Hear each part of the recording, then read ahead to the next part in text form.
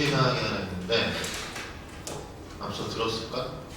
수능 특강이 이제 나오거든요. 되게 사라고 들었어요? 수특을 다 사야 돼요. 문학 도서입니다. 문학은 우리가 이제 3월달부터는 문학 시간에 1교시에 수능 특강을 한다. 반드시 사셔라. 봅시다. 121조. 자, 이 지문은 미리 좀 얘기를 합시다. 우리가 지난번에 그 역법, 그레고리력이랑 율리우스력 얘기하면서 어떤 이야기를 했냐면 지문 이렇게 있으면 첫 문단, 두 번째 문단, 세 번째 문단, 네 번째 문단, 다섯 번째 문단 기억이 나나요?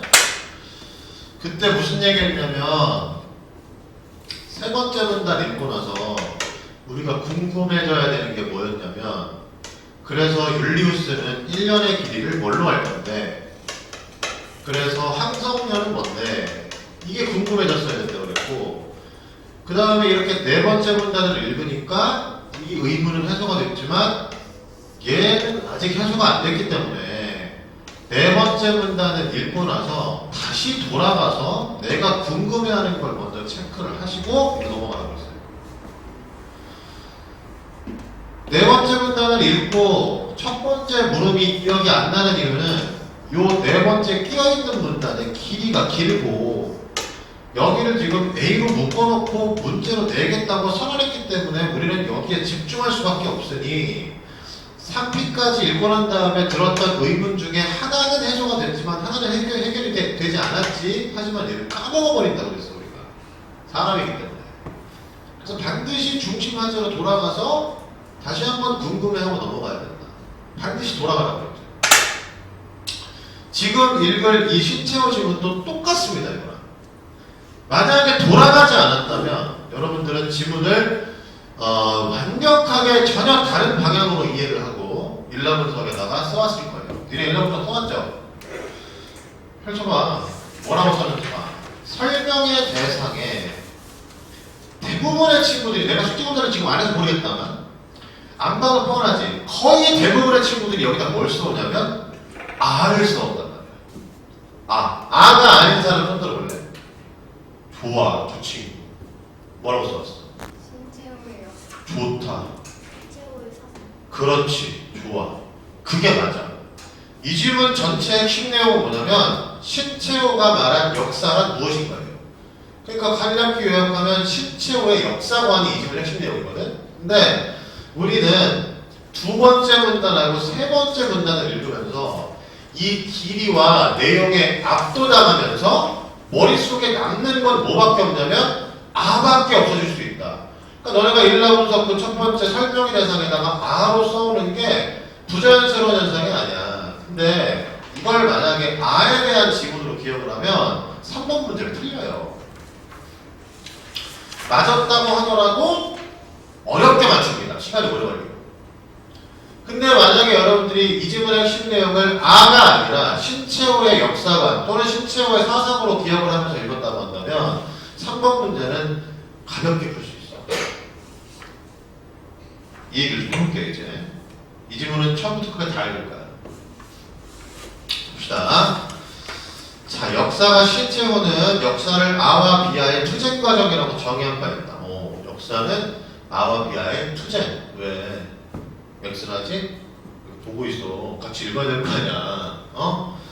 역사는 아와 비아의 투쟁 과정. 그다음 그가 무장 투쟁의 필요성을 역사는 독립운동가이기도 했다는 사실 때문에 그의 이러한 생각은 그를 투쟁만을 강조한 강경론자처럼 비춰지게 하곤 한다. 하지만 그는 식민지 민중과 제국주의 국가에서 제국주의를 반대하는 민중 간의 연대를 지향하기도 했다. 그러면 신체호가 말한 역사라고 하는 건 투쟁이기도 하면서 역사이기도 한 거 아니야. 그렇죠. 그래서 그 다음 뭐라고 써있냐면 그의 사상에서 투쟁과 연대는 모순되지 않는 요소였던 것이다. 방금 읽었던 그 문장 있죠. 그게 이 지문의 핵심 내용이에요. 다시 한번 우리 신체호 선생님께서 뭐라 그랬냐면 역사라고 하는 것은 투쟁이기도 하고 연대이기도 하다. 연대이기도 하고 투쟁이기도 하다라고 얘기했단 말이야. 근데 우리가 이제 이 단어의 뜻들을 여러분들이 알고 있지. 연대는 힘을 합치는 거고 투쟁은 싸우는 거기 때문에 이 둘이 공존하는 건 사실 모순에 가깝죠. 서로 대립적 관계니까. 그치? 그래서 출제자가 뭐라 그래요? 가진 그의 사상은 투쟁과 연대는 모순되지 않는다고요. 그럼 이때부터 우리도 궁금해져야 되는 거야. 도대체 왜 연대와 투쟁은 모순돼 보이는데 모순이 아닐까? 이게 궁금해져야 돼. 그리고 필자는 여러분들에게 이게 왜 모순이 아닌지를 앞으로 알려줄 거란 말이야. 그러면 그 왜에 집중해가지고 그 다음 내용들을 쭉쭉 읽어나가야 될 거 아니야. 그치? 그 다음 마지막 문장. 이를 바르게 이해하기 위해서는 홍민아 너 잠깐만 너 진짜 궁금해서 그래. 너 지난주도 그렇고 지지난주도 그렇고 내가 질문 내용을 왜 날 쳐다보는 거야? 여기에 무슨 프로토스처럼 자막이나 흘러가? 이를 바르게 이해하기 위해서는 그의 사상의 핵심 개념인 R을 정확하게 이해할 필요가 있다. 그러니까 그 문장을 보시면 이런 거죠.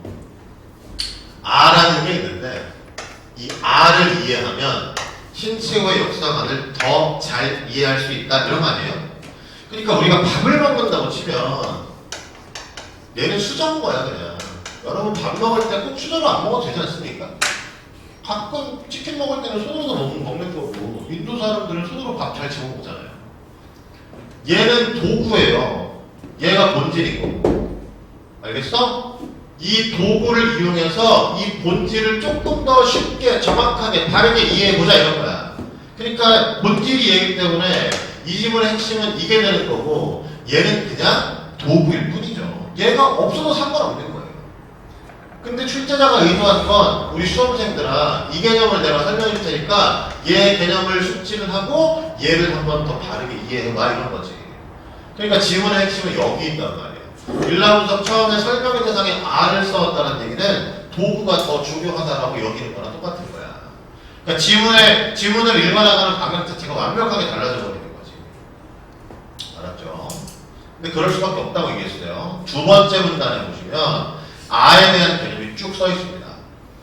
신채호의 사상에서 R은 자기 본위에서 자신을 자각하는 주체인 동시에 항상 나와 상대하고 있는 존재인 비하와 마주선 주체를 의미한다.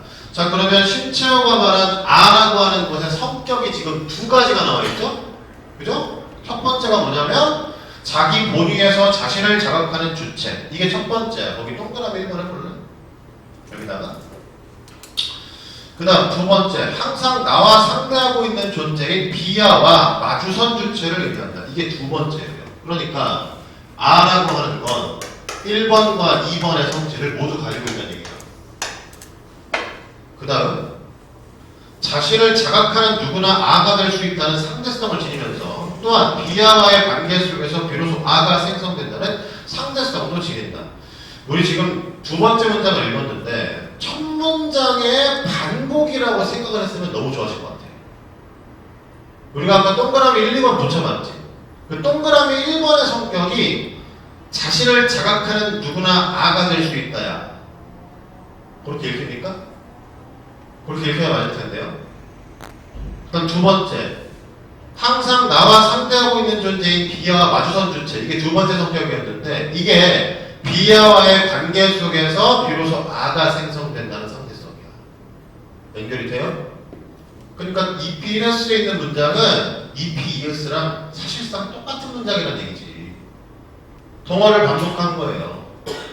그 다음 신채호는 조선민족의 생존과 발전의 길을 모색하기 위해 조선상고사를 저술하여 아의 이러한 특성을 규정했다. 저러 나오면 특정을 하라고 했죠. 그럼 이러한 특성이 뭡니까? 이러한 특성이 뭔 거예요? 아의 이 두 가지 특성 아니겠습니까? 아까 우리가 동그라미 1번, 동그라미 2번 했던 이 특성 두 가지가 이러한 특성이고 이러한 특성을 규정할 때 조선상고사를 썼다. 계속 지금 아의 이 두 가지 특성 이야기만 하고 있어요. 필자는. 그 다음 그는 아의 자성, 곧 나의 나됨은 스스로의 고유성을 유지하려는 함성과 환경 변화에 대응하여 적응하려는 변성이라는 두 요소로 이루어져 있다고 하였다. 그럼 뭔가로 이루어졌다라고 저 있다는 건 구성요소 아니겠어요? 우리가 지난 시간에 했습니다. 어떤 대상을 구성요소로 분석해주면 반드시 문제로 물어본다고 했어요. 자성은 뭘로 구성되어 있냐면 항성과 변성으로 구성되어 있다.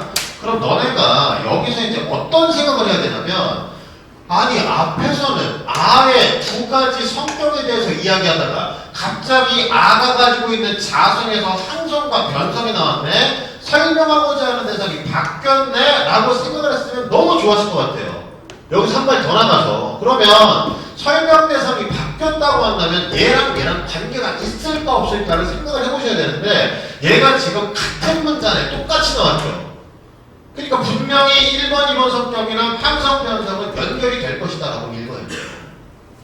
그래서 그 다음 문장에 이걸 써주거든요. 이는 항성을 통해 아 자신에 대해 자각하며 변성을 통해 비아와의 관계 속에서 자기의식을 갖게 되는 것으로 설정하였다. 그럼 봐봐. 항성은 아 자신에 대해서 자각하는 거지. 그러면 아가 가지고 있는 1번 성격이랑 연결돼요 이거? 연결돼? 확인해봐. 눈으로 확인해보세요. 동그라미 1번 아까 우리 표시했죠? 얘가 항성이랑 연결이 되는지 안 되는지를 보시라고. 연결이 돼? 스스로 자각한 다음에 아 자신에 대해 자각한다. 이게 동그라미 1번이었잖아. 그치? 그 다음 두 번째 변성, 비아와의 관계 속에서 자기의식을 갖게 된다. 동그라미 2번이랑 연결이 돼야 맞죠. 돼야 맞는 거죠. 이렇게. 맞아요? 두 번째 문장 읽으면서 너네가 어떤 태도로 읽었는지를 점검해봐. 대부분의 친구들은 두 번째 문장 읽고 나면 머릿속에 뭐만 남냐면 항성과 변성만 남아요. 항성이 뭔지, 변성이 뭔지만 체크하고 넘어갔단 말이야. 근데 그렇게 읽으면 안 되지. 두 번째 문단 안에 있는 그 무수히 많은 문장들은 독립적으로 존재하는 게 아니라고. 하나의 이야기를 하기 위해서 모여있는 거야. 유기적으로 연결되어 있거든요. 이걸 연결시켜 보셔야죠. 아, 항성이라는 건 아의 첫 번째 성격이랑 연결되는구나. 변성은 두 번째 성격이랑 연결이 되는구나. 이 생각을 하셔야 된다. 알았죠? 또 마지막. 그리고 자성이 시대와 환경에 따라 변화한다고 한다. 까지 읽고 우리는 뭘 생각해야 돼? 뭘 생각해야 돼? 그래서 연대는 뭐고 투쟁은 뭔데, 연대는 어떻게 하는 거고 투쟁은 어떻게 하는 건데를 잊어먹지 말고 항상 기억을 하고 읽어야 돼. 아직 설명 안 해줬지. 두 번째 문단까지. 그럼 3피에서 설명해 주겠지? 하고 넘어가는 거야. 3피. 신채호는 아를 소아와 대아로 구별하였다. 또 아에 대한 이야기라네요. 아는 분류가 되는 거죠. 소아와 대아로 분류가 된다. 이것도 지난 시간에 했습니다. 어떤 대상을 분류해주면 언제나 출제자는 이 둘 사이에 공통점이 있느냐, 차이점이 있느냐를 구분할 수 있는지 물어본다고 했어요. 이게 2번 문제지. 소아랑 대아의 공통점 차이점을 물어본 게 2번 문제잖아요. 언제나 물어본다고 했어요. 어떤 대상을 분류해주면 반드시 비교하기 시킨다고 했어. 그러니까 3피를 읽을 때는 우리는 의식적으로 공통점과 차이점을 찾으면서 읽어야 되는 거야. 다 읽고 찾으려고 그러면 안 되는 거야.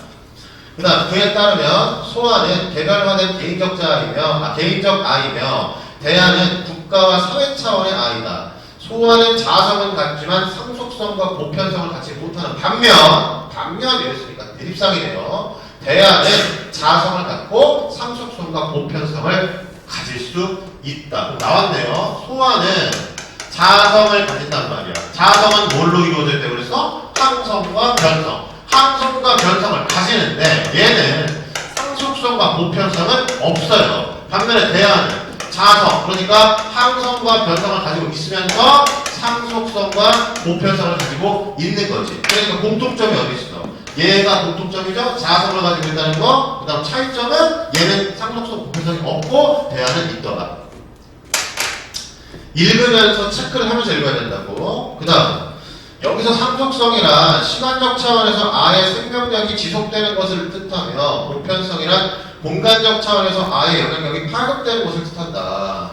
그래, 그렇구나. 그 다음 상속성과 보편성은 긴밀한 관계를 가지는데 보편성의 확보를 통해 상속성이 실현되며 상속성의 유지를 통해 보편성이 실현된다. 요건 지금 전형적인 조건문이거든. 그러니까 상속성이라는 게 존재한다면 보편성은 있는 거예요. 반대로 보편성이라는 게 존재한다면 상속성도 있는 거야. 그러니까 얘가 있으면 얘도 있는 거고 얘가 없으면 얘가 없는 거야. 얘가 없으면 얘가 없고 얘가 있으면 얘도 있는 거. 그러니까 상속성과 보편성은 따로 독립적으로 존재할 수 있는 게 아니라 언제나 함께 존재하거나 함께 존재하지 않는 거. 뱀이 쥐꼬리 물고 있는 거랑 똑같은 거라고. 이 관계를 잘 판단하시고, 그 다음 대하가 자성을 자각한 이후에 항성과 변성의 조화를 통해 상속성과 보편성을 실현할 수 있다. 아주 중요한 말이 나왔죠. 상속성, 보편성을 실현하기 위한 조건이 세 가지입니다. 세 가지 조건이에요. 첫 번째, 아 중에서는 뭐가 있어야 되냐면 대하여야 돼. 그러면 대하여야 된다는 얘기는 소화는 안 된다는 얘기잖아요. 이게 첫 번째 조건. 그다음 두 번째, 자성을 자각해야 된다. 자성을 자각하는 게 두 번째 조건 맞죠? 그 다음 세 번째 조건이 뭐야? 자성에 항성 변성이 있는데 이 둘이 서로 조화를 이루어야 된다. 이게 세 번째 조건이야. 그러니까 첫 번째 조건과 두 번째 조건과 세 번째 조건이 모두 만족이 되어야 상속성과 보편성이 실현될 수 있다. 얘는 그러니까 이 실현을 위한 필수 조건이 세 가지라는 얘기지, 문장에서 어떤 현상의 필수 조건을 서술해주면 반드시 문제로 물어본다. 얘는 그리고로 엮여 있는 거죠. 그러니까 셋 중에 하나라도 충족이 안 된다면 상속성, 보편성은 실현이 안 돼. 그렇지? 그러니까 아가 만약에 소아야, 그러면 안 되는 거야. 대한데 자성을 자각을 못했어. 그러면 안 되는 거야. 대하고 자각을 했는데 항성 변성이 조화를 이루지 못했어. 그러면 안 되는 거야. 알았죠? 셋을 모두 만족시켜야 된다는 거. 그 다음, 만약 대하의 항성이 크고 변성이 작으면 환경에 수렴하지 못하여 멸절할 것이며, 항성이 작고 변성이 크면 환경에 주체적으로 대응하지 못하여 네, 무월한 비하에게 정복당한다고 하였다. 오케이, 알겠어요. 여기까지 이해가 했죠? 여기까지 이해가 했죠? 근데 아직도 우리의 의문은 해소되지가 않아요. 연대는 어떻게 할 거고 추진은 어떻게 할 건데 아직도 설명을 안 해줍니다. 근데 아까도 얘기했죠? 두 번째, 세 번째 분단의 길이가 무지 길어요. 엄청 길기 때문에 우리는 두 번째, 세 번째 분단에 압도당할 수밖에 없고, 그러니까 우리가 진정으로 궁금해야 되는 요 중심화제를 까먹을 수 있단 말이야. 그러니까 언제나 이 중심화제를 기억하려고 노력해야 돼요. 기억이 안 날 것 같으면 어떻게 하라고 했어? 크게 표시를 하거나 써놓으라고 했어요. 써놓으시고 계속 돌아가세요. 잎이 읽고 돌아가봐. 안 나왔네? 상표 읽고 돌아가는 거야. 또 안 나왔네? 이렇게 체크를 하시고 상표로 넘어가는 거야. 답이. 이러한 아의 개념을 통해 우리는 투쟁과 연대에 관한 신체호의 인식을 정확히 이해할 수 있다. 봐봐, 한 번 더 나오잖아. 이게 중심화제니까 한 번 더 언급하는 거 아니야. 신체호의 투쟁과 연대에 관한 인식. 이게 역사고요. 일본의 제국주의 침략에 직면하여 그는 신국민이라는 새로운 개념을 제시하고, 조선민족이 신국민이 될 때 민족 생존이 가능하다고 보았다. 신국민은 상속성과 보편성을 지닌 대안이에요. 역사적 주체의식이라는 향성과 제국주의 국가에 대응하여 생긴 국가정신이라는 변성을 갖춘 조선민족의 근대적 대아에 해당한다. 자, 신국민은 대아. 그다음, 또한 그는 일본을 중심으로 서구열강에 대응하자는 동양주의에 반대했다. 동양주의는 비아인 일본이 아가 되어서 동양을 통합하는 길이기에 조선민족인 아의 생존이 위협받는다고 보았기 때문이다. 좋아, 여기까지 들었어. 그래도 안 나와. 그죠? 그래서 연대는 어떻게 할 건데? 투쟁은 어떻게 할 건데가 아직도 안 나온단 말이야. 결국 제일 마지막 문단에 나올 수밖에 없다, 이건. 오피.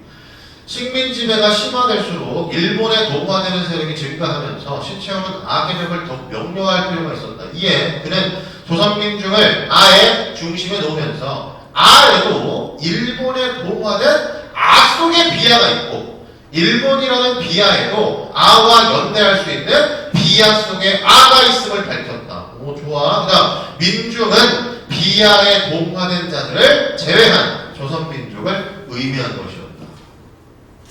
우리가 이제 드디어 한번 확인했어요. 연대를 누구랑 한다고? 이 오비에서 서 있잖아. 연대 누구랑 한다고요?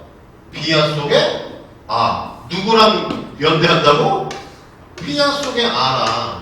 아에는 뭐가 있다고? 아 속에 비하가 있다고. 그럼 아 속에 비하가 있다는 말은 아 속에 아도 있다는 얘기 아니야. 그 다음 비하도 마찬가지죠. 연대의 대상이 비하 속에 아니까 비하 속에 비하가 있는 거예요. 다시 조선민족은 그럼 뭐겠어요? 아 속에 아겠죠. 아 속에 아. 왜냐면 아 속에 비하는 뭐라 그랬어? 일본의 동화된 놈이라고 그랬잖아. 다시 얘기하면 제국주의 세력에 동화된 놈들이에요. 제국주의 세력에 동화된 세력. 그러니까 소위 얘기하는 친일파놈들이 여기 있는 거지. 얘네랑은 연대하면 안 되지. 비하 속에도 아하고 비하가 있는데 분명히 지문에서 비하 속에 아랑 연대하라고 그랬어요. 그러니까 결국 연대의 대상은 누구야? 아가 되는 거야. 아랑 연대해야 된다. 그 다음 조선민중이 중심에 있다고 했으니까 아 속에 아가 바로 조선민중이겠지. 그리고 얘가 네 번째 문단에 제시한 신채 선생님이 제시한 누가 되는 거예요? 얘가 이제 신분이 되는 거야. 알았어요? 그럼 비하 속에 아는 누굽니까? 제국주의 국가에서 제국주의 국가, 그래 일본이겠죠. 제국주의 국가에서 제국주의에 반대하는 세력. 그렇죠? 얘네가 비하 속에 아겠죠. 제국주의에 반대하는 세력. 이렇게 둘이 연대해야 돼. 그럼 뻔하지. 연대랑 투쟁이랑 대립적 관계였으니까 투쟁은 누구랑 해야 돼? 다시 한번 아 속에는 아도 있고 비하도 있어. 비하 속에도 아가 있고 비하가 있어. 그러면 투쟁의 대상은 누가 되는 거예요? 아 속에 있는 비하, 비하 속에 있는 비하. 이 친구들이 투쟁의 대상이잖아. 투쟁의 대상은 비하가 되는 거야. 다시 한번 아 속의 비하는 제국주의 세력의 동화된 세력이라고 했어. 그럼 비하 속의 비하는 누구겠어요? 얘랑 반대니까 제국주의 국가에서, 그러니까 일본에서 제국주의에 뭐하는 애들이야? 찬성하는 애들이지. 이 친구들이랑은 투쟁을 해야 되는 거죠. 이 지문의 전체 내용이 이거라고. 그러니까 연대는 누구랑 어떻게 할 건데, 투쟁은 누구랑 어떻게 할 건데 를 아와 비하의 개념을 가지고 설명을 해준 거지. 그러니 연대의 대상은 아가 되니까 비하 속에도 아가 있으니 이 친구들을 찾아가지고 연대를 하고 아 속에도 비하가 있으니 이 새끼들을 찾아가지고 투쟁해야 된다 이런 얘기 아니에요. 그렇죠? 다시 한번 연대의 대상은 아고 투쟁의 대상은 비하다. 그러면 3번 문제가 이제 풀리지. 그러면 3번 문제가 풀리는 거야. 오래 고민할 것도 없는 거야. 여러분들이 지문을 읽으면서 중심 화제로 계속 돌아가서 생각하는 연습을 꾸준하게 했다면 지문 전체를 다 읽고 아 연대는 아랑 하는 거구나, 투쟁은 비아랑 하는 거구나 가 머릿속에 생각이 날 거고, 그러면 3번 문제 정답이 3번이라는 걸 금방 고를 수 있는 거죠. 3번은 왜 틀렸어요? 그러니까 왜? 그래 연대는 비아랑 하는 게 아니라 아랑 해야 된다고. 알았어? 3번 문제를 오래 고민해서 풀었다 또는 틀렸다. 그렇다면 뭐가 안 된 거야? 중심 화제로 돌아가기가 안 된 거야. 왔다 갔다가 안 된 거야. 돌아가야 되는데 돌아가지 못하니까 머릿속에 아만 남으니까 투쟁은 사라지고 연대는 사라져 버리니까 3번 문제를 풀 때 시간이 오래 걸리고 틀려버린다. 알았죠? 이 질문을 가지고 공부해야 되는 태도는 그게 전부입니다. 나머지는 우리가 지난 시간까지 해가지고 거의 다 학습을 했어요. 조건문 읽는 거, 대립상 설정하는 거 무수히 많이 하고 있잖아. 명심해야 돼. 이런 류의 지문을 또 만나게 된단 말이야. 우리가 또 만나게 되면 반드시 중심 화제는 기억을 하고 읽는 습관을 들이라고요. 기억이 안 날 것 같으면 메모를 하거나 표시해 주시면 되더라고요. 그러니까 언제나 우리는 뭐를 잘 읽어야 돼요? 첫 문단을 잘 읽어야 돼요. 첫 문단에서 중심 화제를 반드시 특정을 하고 가야 돼요. 안 그러면 지문을 읽는 독해의 방향이 잘못될 수 있다. 문제 나머지 거 풀어봅시다. 구조들은 이게 다야. 여기 옆에 이제 뭐 아에 대해서 그려놓은 거는 뭐 사실 뭐 지문 이해를 위해 그려놓은 거고, 이 지문 전체는 요게 이제 구조도가 되겠죠. 1번은 정답률이 94% 이제 틀리면 사람이 아니라는 얘기. 이거 설명할 것도 없고. 2번은 정답률 85%인데 전형적으로 비교하는 문제고 누구나 예상할 수 있는 문제고 누구나 맞출 수 있는 문제. 정답은 4번이고 상속성과 보편성을 실현하기 위한 필수 조건이 항성과 변성이 조화를 이루어야 될 거 아닙니까? 맞죠? 4번 선지는 그것의 대립상을 서술해놨기 때문에 맞는 말이고요. 1번 자성을 갖춘 모든 안은 상속성과 보편성을 갖는다. 뭐는 못 가진다고 그랬어? 소화는 못 가진다고 그랬지. 2번 소화의 항성과 변성이 조화를 이루면 상속성과 보편성이 모두 실현된다. 소화는 애초에 상속성, 보편성이 없지. 실현 자체도 불가능한 거야. 3BS에 다 써있습니다. 3번 대하의 항성이 작고 변성이 크면 상속성이 실현되어도 보편성은 실현되지 않는다. 둘 중에 하나만 실현되기는 불가능하다. 둘 다 동시에 실현되거나 동시에 실현되지 않거나 3P5S에서 읽었죠. 5번 소화의 항성이 크고 변성이 작으면 상속성은 실현되어도 보편성은 실현되지 않는다. 마찬가지 3PS 소화는 상속성, 보편성 자체가 존재하지 않아요. 그러니 정답은 4번. 다 풀었네요? 명심하셔야 돼요. 언제나 첫문단을 잘 읽으시고 중심화제를 특정해놓고 독해 반응을 설정을 해라. 중심화제는 잊어버리지 마라. 알았지? 좋습니다. 질문 있나? 3번 문제 정답률이 62%인데 사실 막상 풀고 나면 너무나 허무하게 답이 나오기 때문에 집에서 잠자다가 이불킥할 지경이에요. 근데 아까도 얘기했죠. 인간은 망각의 동물이고 우리 수험생들은 언제나 그렇다. 두 번째, 세 번째 문단에 멘탈이 털려버리기 때문에 1번 보고 맞는 것 같은데 2번 맞는 것 같은데 3번 맞는 것 같은데 4번, 5번 맞는 것 같은데 뭔가 잘못됐다. 이러고 찍는 거예요. 다 맞는 것 같아서. 여러분들은 안 그러길 바라면서 그 다음 줄 넘어갈게요. 자, 이 지문에서 이제 말하고 싶은 게 있는데 잘 들어봐. 여기서 이제 지구과학을 안 했어. 물리를 안 했어. 수학적 센스가 좀 떨어져. 이런 친구들은 이 지문 읽다가 정신 나가요. 특히 두 번째 문단 읽으면서 이제 멘탈 털리는 거야. 완벽하게 털리지. 두 번째 문단이 여러분들에게는 고비였을 것이다. 두 번째 문단이 고비인 이유를 내가 말해볼게요. 두 번째 문단에 나오는 개념들이 몇 개 없거든요. 첫 번째가 장축, 두 번째가 초점, 그 다음에 20률이야. 근데 20률을 이해하려면 장축이 뭔지, 초점이 뭔지를 이해해야 될 것처럼 써놨어. 지문을.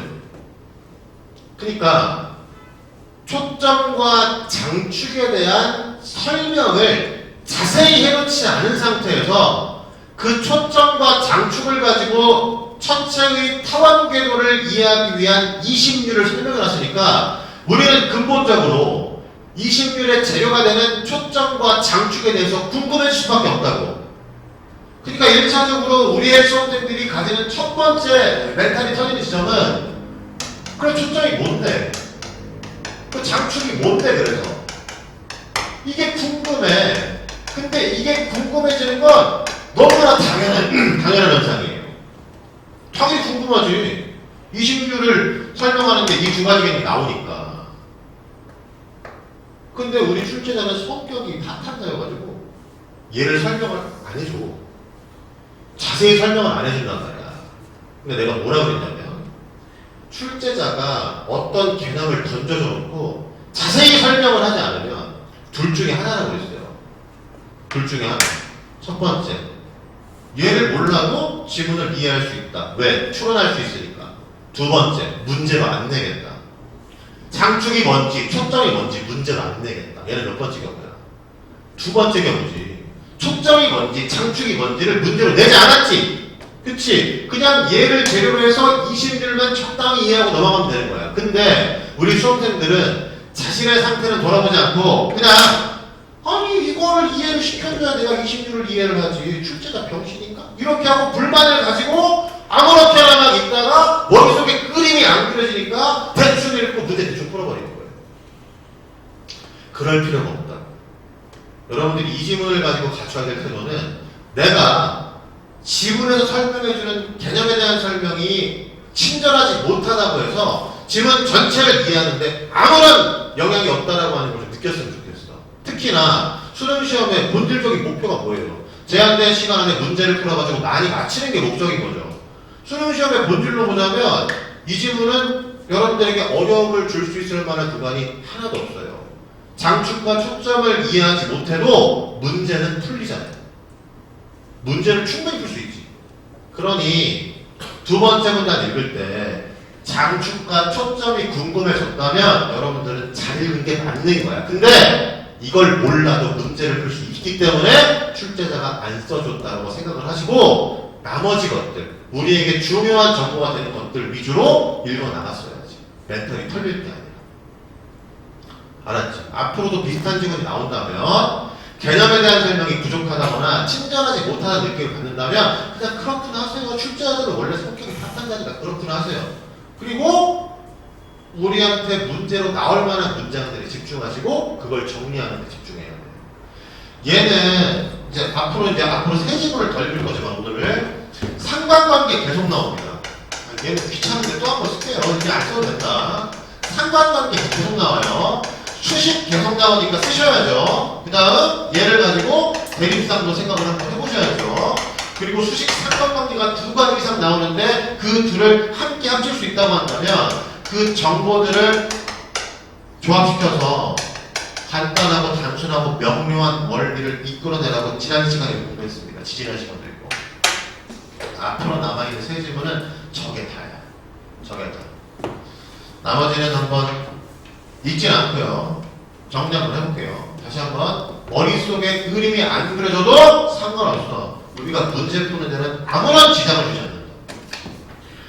첫 문단을 읽으실 때는 인과관계 특정을 잘해야 돼요. 인과관계. 지금 슈퍼문 현상이라고 하는 게 뭔지를 설명해 주는데 슈퍼문의 원인이 어디 있는 거야? 달의 공전궤도가 타원궤도이다가 원인이지? 그러니까 인과관계야 이게. 인과관계. 그 다음 두 번째 문단으로 넘어가세요. EP 1S 끝에 보시면 이렇게 써 있습니다. 두 초점이 가까울수록 원 모양에 가까워진다. 그러니까 여기서 상관관계 얘기가 한번 나왔죠.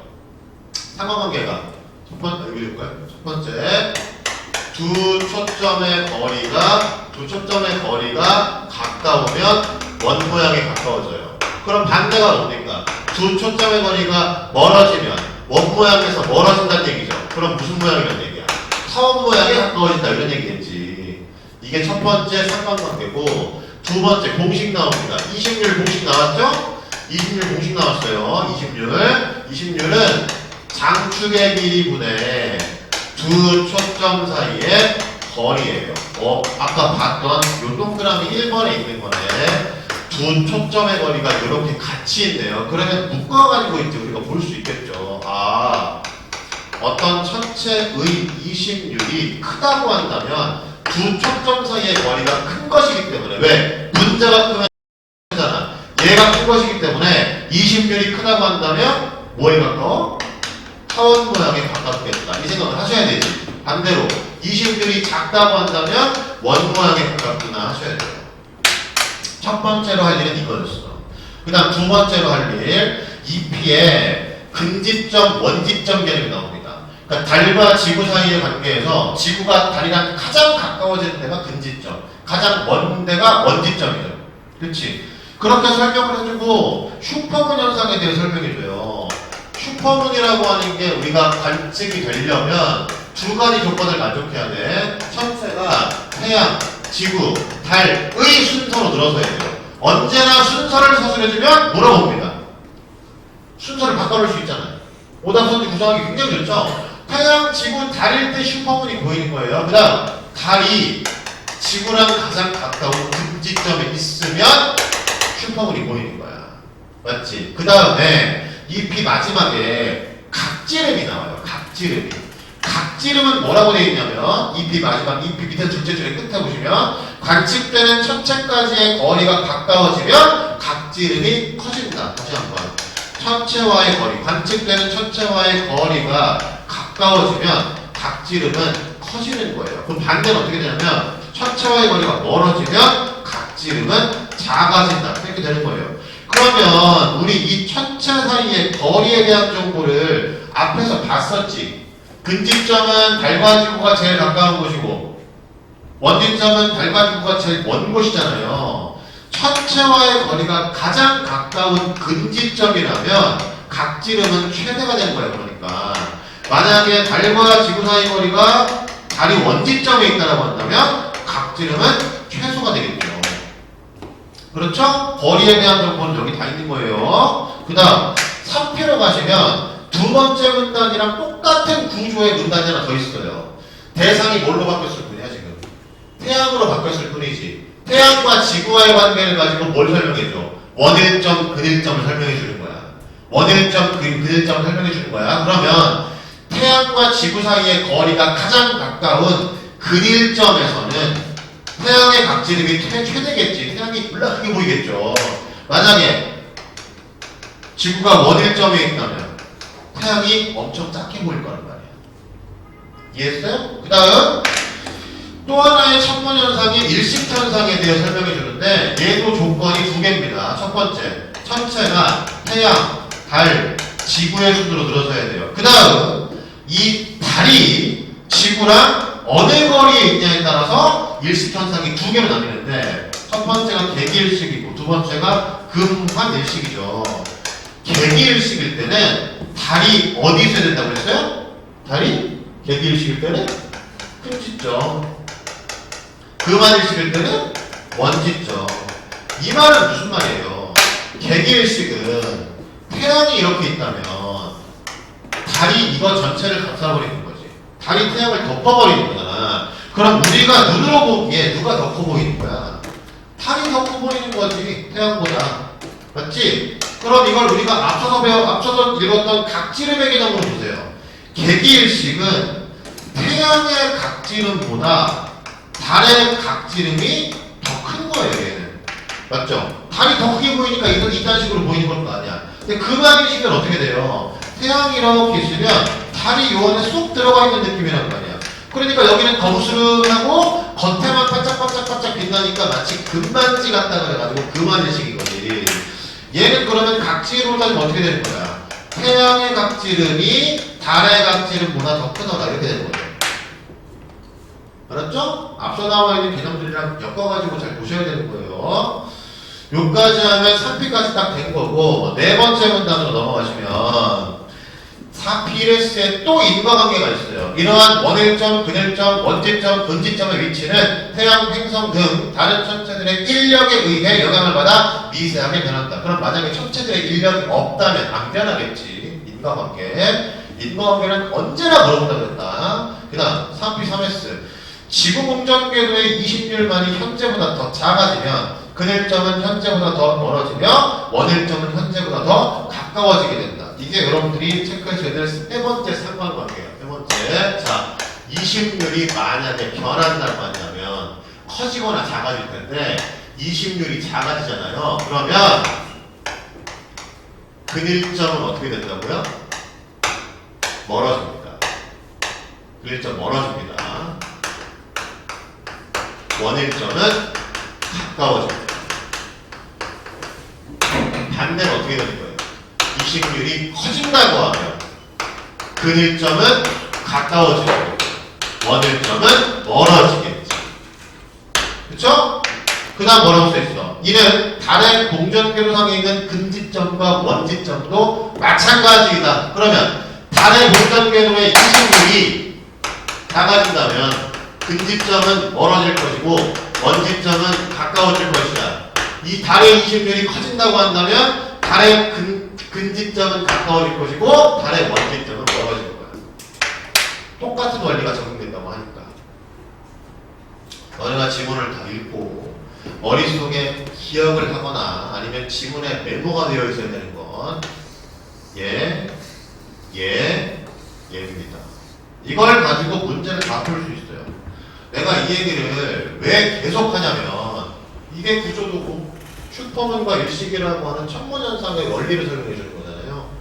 내가 이 얘기를 왜 계속 반복적으로 하냐면 너네가 이제 모르겠어 짬이 좀 난다고 하면 어디 EBS나 메가스터디나 이투스나 이런 데 대성마이빙이나 들어가셔가지고 이 지문 해설하시는 강의를 한번 들어보세요. 그러면 10명 중에 8명은 전부 다 타원계로 그림 보여주고요. 원지점, 근지점이 뭔지 설명해주고요. 장축이 뭔지 보여주고요. 초점이 뭔지 설명해줘요.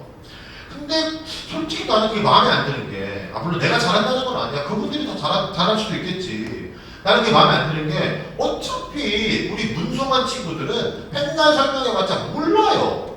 초점이 이해가 안 돼요. 장축은 왜 저렇게 그리는지 이해가 안 돼. 그림 보여주고 설명해주면 그게 국어 수업이 아니라 지구과학 수업이지. 나는 그렇게 생각해. 그리고 아까 내가 처음 들어간 얘기했죠.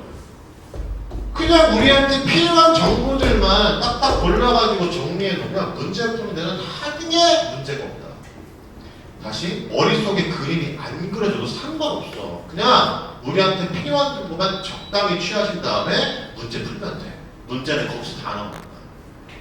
알았지? 알겠지? 마음을 편하게 먹어야 돼. 지문에서 출제자가 설명을 좀 빡치게 해줬어. 그러면 문제는 안 되겠지 하시라고.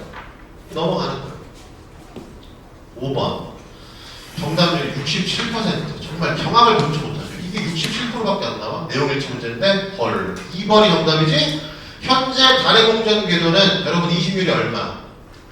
EP3S에서 0.055 맞죠? 그 다음 지구의 공전 궤도는 4P2S에서 0.017. 20율 누가 더 커요? 달이 더 크지? 20율이 클수록 타원에 가깝다고 했죠? 그러니까 원모양에 가까운 건 누구야? 지구인 거지. 그러니까 정답 2번인 거죠. 단순 대소관계 판단이죠. 1번은 인과관계죠? 아까 4PS에서 인과관계 써줬지? 무조건 물어본다고 그랬고. 3번. 오답 그 선지들 분석해보면 3번이 제일 많아요. 18%라네.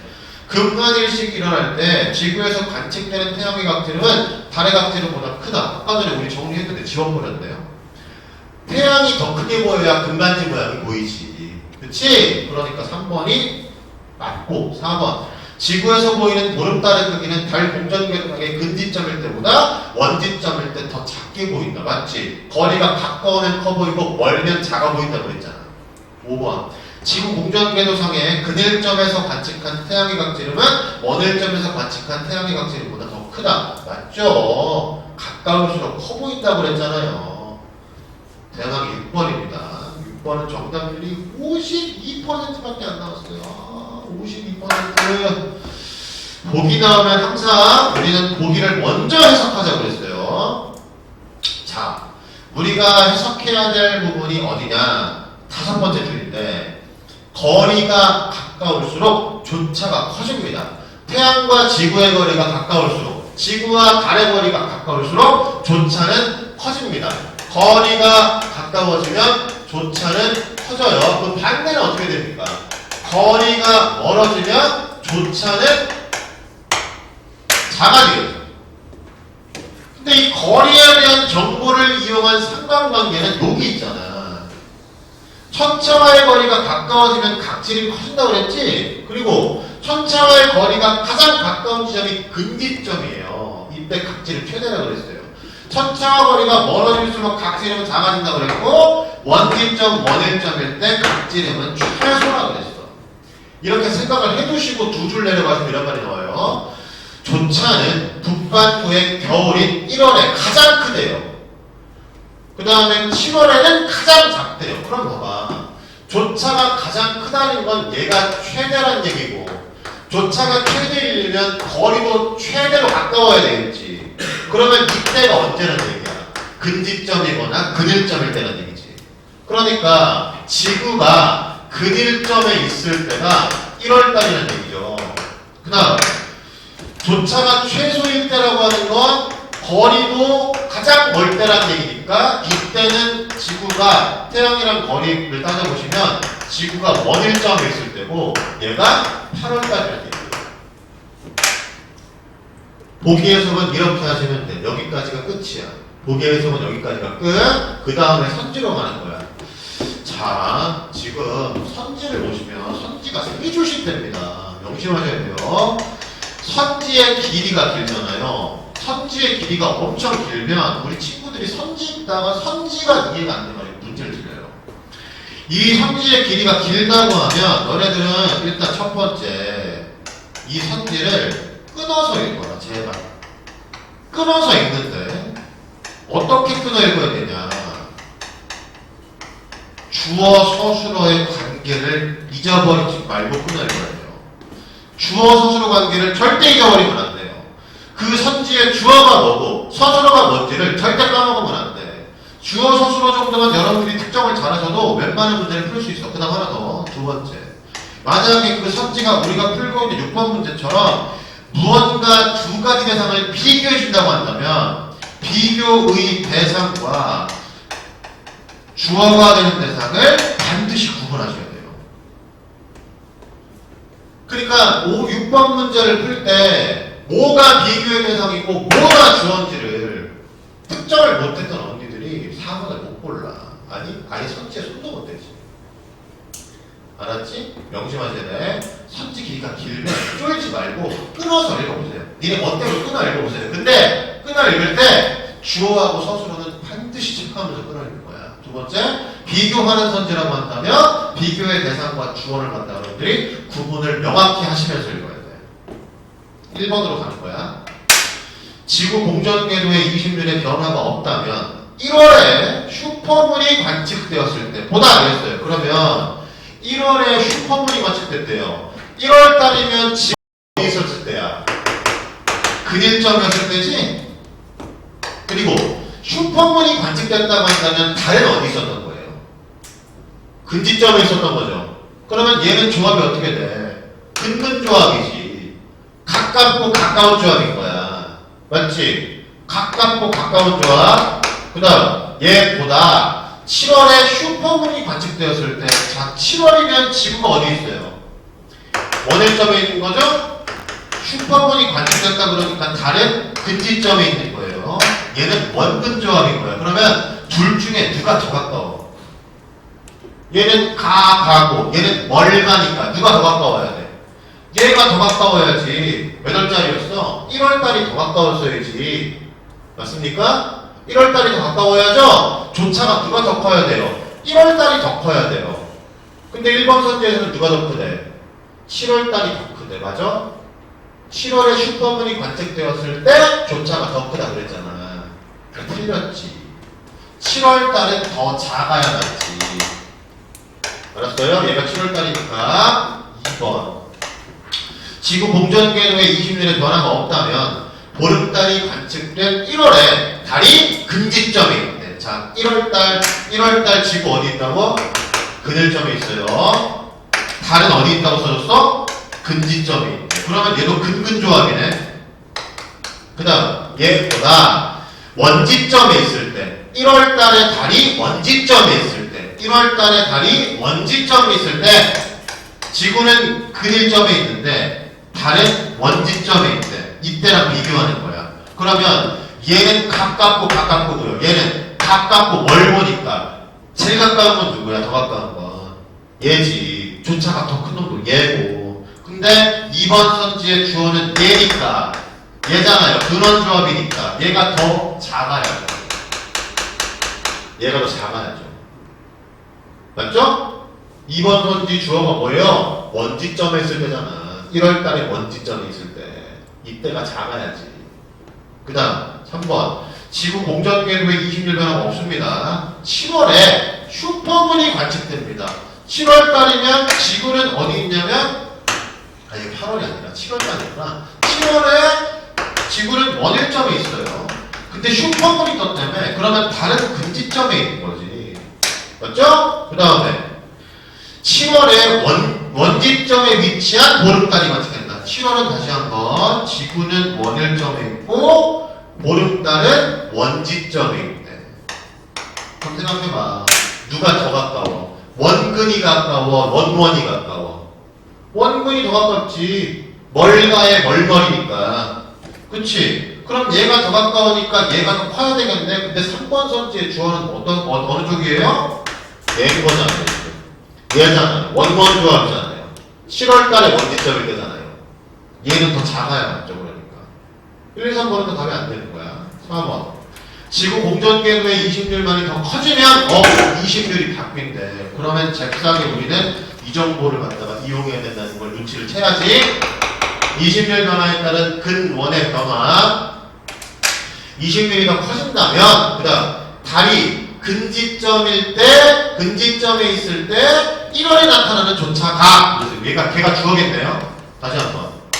1월달에 지구는 근지점에 있어.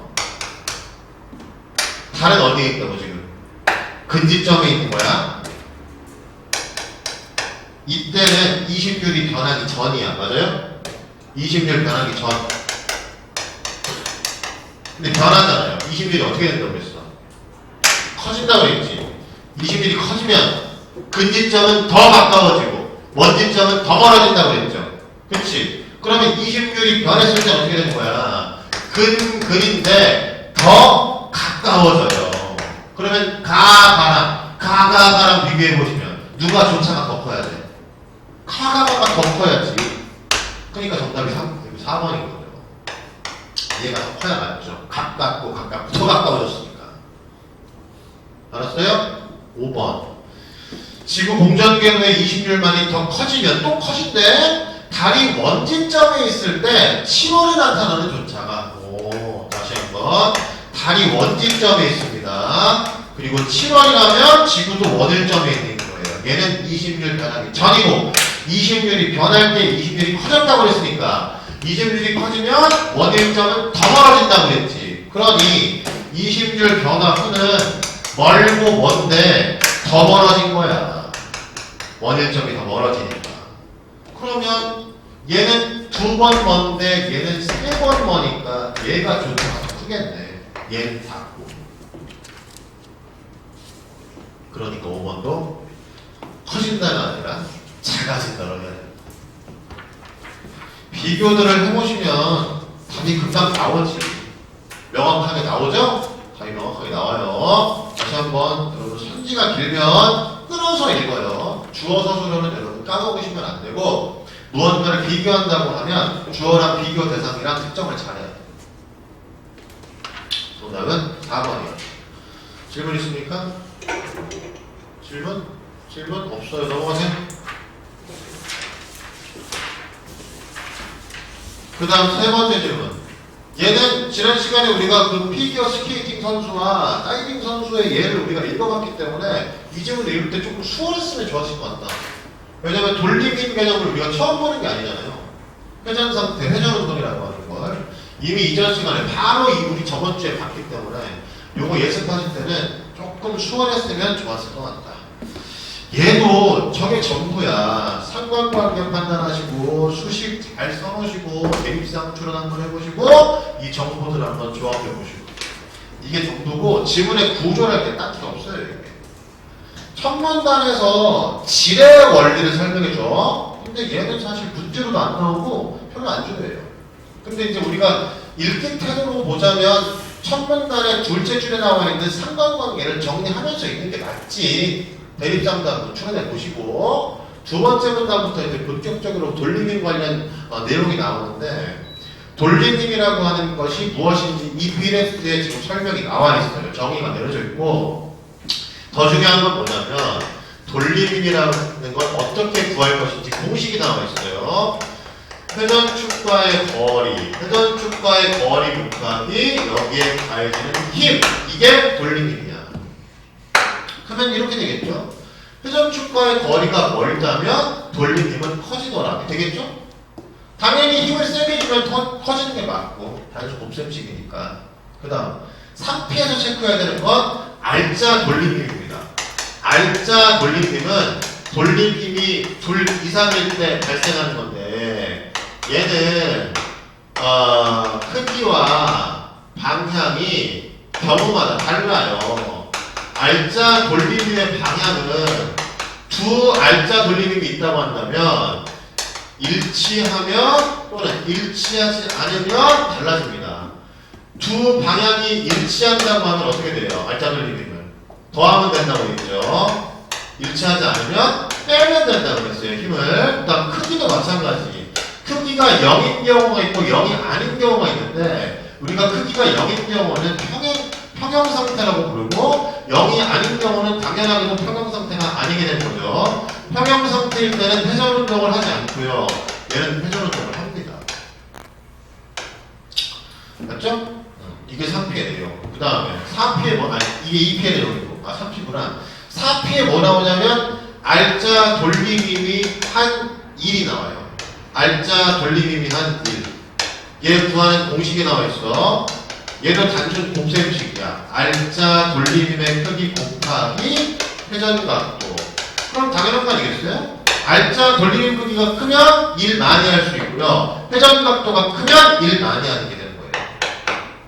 그렇죠? 그 다음에 이것에 대한 예가 이제 5P에 나오고 6P에 보시면 상관관계가 주르륵 서술되어 있는데 한 번에 묶으셔야 돼요. 자, 회전하는 회전체의 회전 방향과 알짜 돌림임의 방향이 일치한다고 하면 이 알짜 돌림임은 양의 일을 하고 양의 일을 한다고 하면 회전체의 회전운동, 회전속도는 빨라지고 회전운동 에너지는 커진다. 맞죠? 반대로 어떻게 됩니까? 회전 방향과 알짜 돌리는 방향이 일치하지 않아요. 그렇다면 양의 일이 아니라 음의 일을 할 것이고 음의 일을 한다면 반대니까 회전 속도는 감소할 것이고 회전 운동 에너지 또한 감소할 것이다. 아, 잘 외웠다. 응? 너네가 이 지문 다 읽고 머릿속에 기억을 하거나 아니면 지문 어딘가에 써놨어야 되는 건 이 정도지. 문제도 이걸로 다 풀리잖아. 싹 다. 응? 근데 솔직히 다 읽고 나서 이걸 또 어떻게 다 기억합니까? 표시를 하거나 쓰셔야지. 문제 바로 풀게요. 아, 그 다음에 하나 더 까먹었네 이거. 이 친구들이요, 회전 속도와 회전 운동의 관계. 무슨 관계야? 회전 속도의 제곱에 회전 운동 에너지가 비례하더라. 그럼 회전 속도가 4배가 되면 회전 운동 에너지는 16배가 되는 거예요. 제곱이 비례하니까. 그러니까 7번 문제 정답이 지금 5번인 거죠. 형태가 일정한 물체의 회전 속도가 2배가 되면 회전 속도가 2배가 되면 회전 운동 에너지는 4배가 돼야지. 제곱이 비례하니까. 2배가 되는 게 아니고. 그죠? 그 다음에 여러분 요 문제 풀면서 아주 쉽게 풀었을 텐데 이런 생각들도 해봤으면 좋았을 것 같아요. 2번하고 4번은 절대로 답이 될 수 없어요. 무슨 말인지 알아요? 2번 보시면 물체 가해진 알짜 돌림임이 0이 아니란 말이야. 이러면 회전 상태가 변화한대. 4번 보세요. 힘점에 힘을 받는 지렛대가 움직이지 않으면 돌림임의 평형이 이루어진대요. 지금 2번, 4번 선지는 이거 서술해 준 거거든요. 얘네 둘이 대립선이니까 이 둘이 동시에 답될 수 없죠. 얘가 맞으면 얘가 맞고 얘가 틀리면 얘가 틀리니까. 알아들어요? 2번, 4번은 똑같은 진술이라고 그러니까. 2번, 4번은 절대 답이 되면 안 되는 거야. 그 다음에 8번. 8번은 정답이 2번인데 정답률이 73%밖에 안 나와. 이거 틀린 친구들은 1번 골라요. 희한하게. 왜 1번 고르냐면 탑을 고를 게 없어. 탑을 고를 게 없으니까 1번을 고르는 거야. 근데 생각을 좀 해보시란 말이야. 가에서, 그러니까 가가 이런 거죠. 갑이 있고 을이 있는데 둘이 출입문을 사이에 두고 자강추천이에요. 둘이 힘자랑하는 거예요. 근데 갑이 얼마로 밀어요? 돌림이 300의 1이니까 300m로 미는 거지. 을은 200의 2니까 400으로 미는 거고. 그럼 방향이 반대니까 빼줘야지. 그러면 알짜 돌림임은 얼마가 나오냐면 갑방향으로 100Nm가 나오는 거지.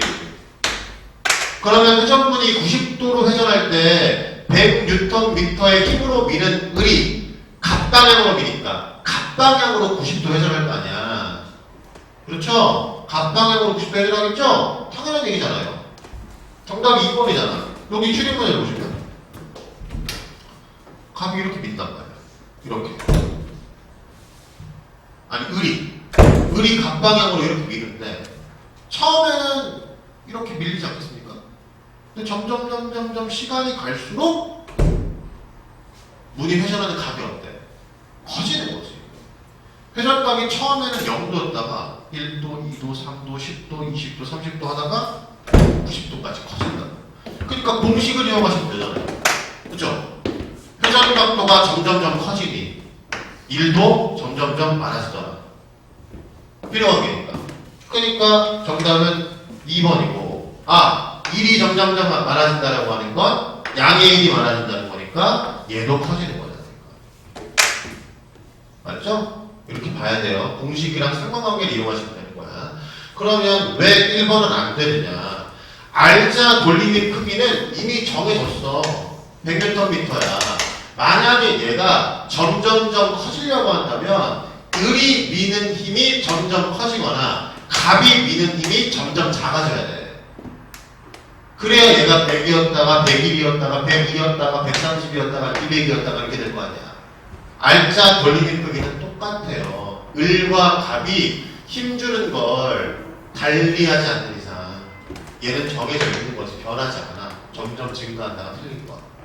3번, 4번, 5번은 솔직히 뭐 볼만한 가치가 없고. 됐죠? 질문 있나요 혹시? 내가 말 너무 심하게 했나? 3, 4, 5번 보는 친구 있습니까? 없지? 그 다음 9번. 자, 9번도 보기 해석을 해야 돼. 9번 보기 해석할 때 너네가 절대로 잊어버리지 말고 체크했어야 되는 건 5번째 줄인가요, 보니? 4번째 줄이구나. A와 B에 힘이 가해지는데 그 힘의 크기가 같다. 힘의 크기가 같다. 가해주는 힘의 크기가 같다. 반드시 체크해야 되고. 두 번째, 원판은 원래 무슨 상태였다? 시계 반대 방향으로 회전하고 있다. 원판은 원래 힘이 가해지기 전부터 시계 반대 방향으로 회전하고 있다. 자, 여기가 회전축, 그 다음에 보시죠. 여기가 A, 여기가 B입니다. 다시 한번. 두 힘이 가해지는 정도는 똑같아요. 힘의 크기는 똑같아. 그럼 차이가 어디만 있냐면 A는 회전축으로부터 0.5r만큼 떨어져 있고 B는 1만큼 떨어져 있잖아요. 이렇게. 그러면 회전축과의 거리가 2배가 되기 때문에 힘은 똑같은데 회전축과의 거리가 2배니까 정확하게 B에 가해지는 힘이 A에 가해지는 힘보다 2배인 거야. 근데 이 두 돌리긴 방향이 어때요? 다르죠?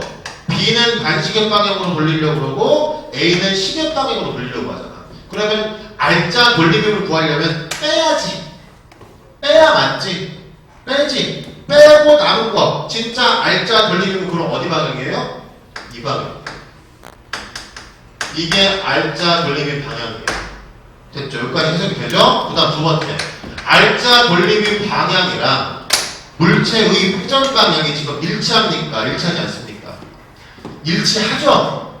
똑같이 반시계 방향으로 도는 거죠. 그러면 이 두 가지가 일치한다고 했을 때 양의 일을 하고요. 회전 속도는 증가할 것이고 회전 운동 에너지는 증가할 것이다. 까지 하면 보기 해석이 끝나. 그래서 놓고 선지고 가는 거야. 1번. 두 힘을 계속 가해주는 상태에서 원판의 회전 속도는 증가한다. 뭐라 그랬어? 알짜 돌림님이 양의 일을 하니까 회전 속도는 증가한다고 했지? 맞는 말이고. 2번. A, B의 가해주는 힘을 모두 제거하면 원판은 일정한 회전 속도를 유지한다. 이 B레스에 뭐라 그랬어요? 돌림힘은 회전 상태를 변화시킨다고 그랬죠. 돌림힘이 아예 작용하지 않으니까 회전 상태의 변화가 없는 게 맞지. 2번도 맞고. 3번. A에 가해주는 힘만을 제거하면 원판의 회전 속도는 증가한다. 맞죠? A의 힘을 빼보세요. 그러면 회전 방향대로 B가 더 힘을 좀 돌리는 거 아니야? 그럼 마찬가지로 방향이 일치하니까 양의 일을 할 거고 회전 속도 증가할 거고 회전 운동 에너지 커질 거란 말이에요. 4번. A에 가해주는 힘만을 제거한 상태에서 원판이 두 바퀴 회전하는 동안 알짜 돌림힘이 한 일은 한 바퀴 회전하는 동안 알짜 돌림힘이 한 일에 4배이다. 우리는 뭘 써먹어야 돼? 이 공식을 써먹어야지. 자, A에 작용하는 힘을 제거합니다. 그럼 회전 방향이랑 알짜 돌림힘 방향이랑 똑같아요. 근데 어쨌든 뭐 똑같은 말든지 간에 돌아가는데 한 바퀴 돌아간대요. 한 바퀴. 회전 각도가 한 바퀴야. 그 몇 도예요? 360도. 두 바퀴 돌아가면 720도잖아. 얘랑 비교하면 회전하는 각도가 두 배가 되는 거죠. 회전 각도가 두 배가 되면 단수 곱셈이니까 1도 두 배가 돼야 맞지. 4배가 돼야. 그쵸? 근데 이제 어리석은 친구들이 갑자기 이 제곱의 비례한다에 꽂혀가지고 그럼 4배겠네? 엉뚱하게 생각을 하는 거야. 그러니까 4번을 못 고르고 5번을 고르지. 5번. B에 가해주는 힘만을 제거하면 원판의 회전 운동 에너지는 점차 감소하였다가 0이 되었다가 다시 증가한다. B의 힘을 없애버립니다. 그럼 어떻게 돼요? 물체는 시계 방향으로 회전하려고 하는데 돌림힘은 반대 방향으로 작용하니까 얘는 음의 일을 하게 되는 거죠. 일치하지 않으니까요. 그러면 회전 속도는 점점 감소하겠죠. 그러다가 언젠가 0이 되겠죠? 계속 감소하다가 그러다가 어떻게 되겠어? A가 계속 이 방향으로 눌러주니까 나중에 이렇게 돌아버리겠지. 그치? 그러니까 5번이 맞는 거지. 알았지? 정답은 4번. 보기에서 캐보시고 충분히 생각한 다음에 선택로 가셔야 되는 거예요.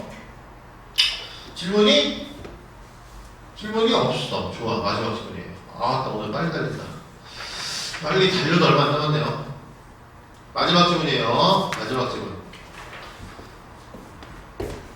자, 이 질문도 특별히 말할 게 없어. 그냥 이게 다야. 이 질문도 이게 다. 그리고 하나만 더. 지난 예전에 한번 했던 얘기인데 오랜만에 한번 더 하면 얘는 이제 전형적인 기술 지문이거든. 근데 기술 지문은 언제나 뭐가 나오냐면 원리, 과정이 나와. 기술 지문에는 언제나 원리와 과정이 나와요. 그럼 원리와 과정이 나오면 우리가 어떻게 읽을 건데 순서대로 읽어요. 순서대로. 자, 원리와 과정이 서술되어 있다라고 하면 우리는 언제나 순서에 주의하면서 읽자. 순서대로 읽자. 순서대로. 특히 이 질문은 세 번째 문단이 엄청 길어. 얘가 지금 1자로 쭉 뽑았는데도 벌써 10줄이 넘어가는데 이거 다단구분하면 한 18줄 돼요. 엄청 길어요. 3P 읽으시면서는 특히 순서를 갖다 잘 정리하면서 읽어야 되고, 이 순서라고 하는 게 결국에는 인과관계일 가능성이 대단히 높다. 또는 상관관계일 가능성이 대단히 높다. 따라서 순서대로 원인이 뭐고 결과가 뭔지, 비례관계인지 반비례관계인지 생각을 하면서 읽으셔야 돼요. 생각을 하면서 다 읽어하려고 그러면 늦어. 내가 내 멋대로 정리해볼게요. 잘 외우고 왔나 체크해봐. 이 질문의 핵심어는 에벌렌치 광다이오드예요. 처음 들어보죠? 나도 처음 들어봤어요. 에벌렌치 광다이오드. 그럼 얘 역할은 뭐냐면 광신호를 전기신호로 변환해주는 거야. 이게 1P 마지막에 써있지. 광신호를 측정이 가능한 크기의 전기신호로 변환해준다. 그러면 광신호가 에벌렌치 광다이오드에 들어오고 이 광신호를 최종적으로는 전기신호로 변환시켜주기 때문에 출제자들은 여기서 문제를 내고 싶어 한다는 알겠죠. 내가 뭐라고 했어 시간에. 변화가 있으면 반드시 물어본다 그랬지. 변화 전, 변화 후, 전후 선후관계 판단 잘해야 돼. 그 다음 광신호는 상관관계가 하나 있어요. 이 광신호는 빛의 색이고 광자의 양이랑 똑같아. 광신호는 뭐랑 무슨 관계냐면 케이블의 길이하고요 반비례 관계예요. 그러니까 케이블 길이가 길면 광신호가 약하고 광자량이 적어. 케이블 길이가 짧으면 광신호는 큰 거고 광자량은 많은 거야. 이게 1PS에 써있지. 상관관계 첫 번째로 체크될 게 이거였어요. 그 다음 에벌렌치 광다이오드가 세 가지로 구성되어 있대요. 첫 번째는 흡수층, 두 번째는 에벌렌치 영역, 그 다음 세 번째가 전극인데 뭐라고 했어요? 순서가 어떻게 되는지 체크하라 했어요. 그러니까 너네가 읽으면서 있잖아. 의식적으로 순서를 찾았어야 돼요. 3PS 읽어보시면 흡수층 다음에 에벌렌치 영역 다음에 전극이라고 써있어. 3PS 읽으면서 그 생각 해야 돼. 그냥 아무 생각 없이 읽으면 안 돼. 3PS 같이 읽어볼게요. 흡수층에서 생성된 전자와 양극은 각각 양의 전극과 음의 전극으로 이동하며 이 과정에서 전자는 에벌렌치 영역을 지나게 된다. 흡수층 나왔죠? 마지막에 전극 나왔죠? 전극은 양의 전극이 있고 음의 전극이 있대요. 흡수층을 통과해서 전극까지 가는 동안 에벌렌치 영역을 지난다고 하니까 첫 번째, 두 번째, 세 번째 순서인 거지 이게. 그치? 그 다음 흡수층 관련해가지고는 어떤 개념이 나오냐면 양자 효율이라는 개념이 나와요. 양자 효율. 분수식 썼어 안 썼어? 분수식 써야지. 양자 효율 분수식 써야지. 분자가 뭐예요? 분모가 뭐고? 분모는 뭡니까? 흡수층으로 입수된 광자의 수. 그렇죠? 그다음 분자는 뭐냐면 생성된 전자와 양봉의 쌍. 이게 분자야. 전자는 마이너스고 양봉은 플러스. 관계가 어떻게 됩니까? 생성된 전자 양봉쌍이 커지면 양자 효율도 커지는 거죠. 맞죠? 분자에 있으니까 비등하게 다르게. 그 다음 흡수층에 광자가 들어오잖아요. 그러면 전자 양봉쌍이 만들어지고 이때 전자는 최종적으로 양극으로 가고 양봉은 최종적으로 음극으로 가는데 우리가 주목해야 되는 건 이 전자지. 전자가 에벌렌치 영역을 지나면서 아주 드라마틱한 과정을 거칩니다. 에벌렌치 영역 여러분들이 정리하실 때는 두 가지가 키워드예요. 첫 번째, 전압이 여기에 걸려 있어요. 그게 역방향 전압이에요. 근데 이 역방향 전압은 전기장의 세기랑 비례관계야. 그러니까 전압을 시계 걸어주면 전기장은 어마어마하게 강해지는 거야. 그리고 이 강해진 전기장이 뭘 어떻게 만들어요? 전자의 속도를 빠르게 만들어요. 전자의 속도가 이렇게 빨라지면 어떤 현상이 발생한다고 되어 있냐면 부딪힌다면. 그치? 그게 뭐예요? 충돌 이온화.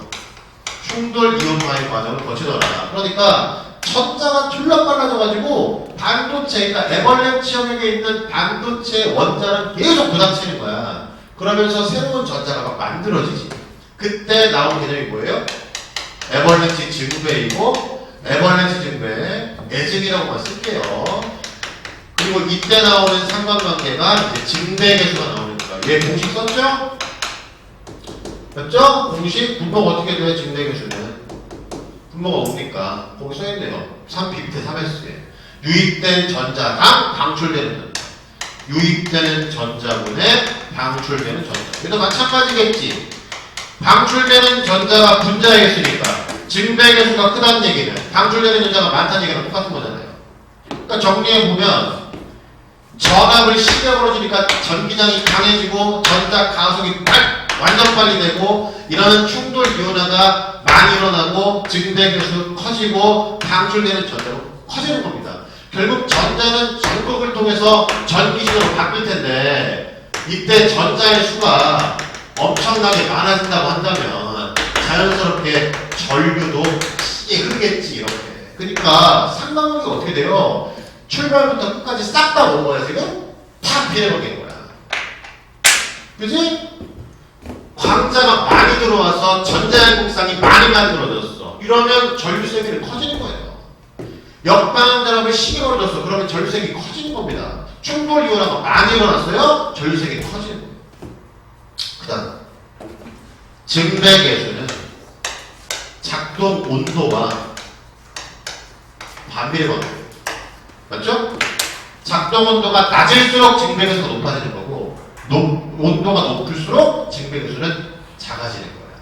무슨 말이야? 작동 온도가 낮으면 방출되는 전자가 많아지는 거고 작동 온도가 높으면 방출되는 전자가 적어지는 거지.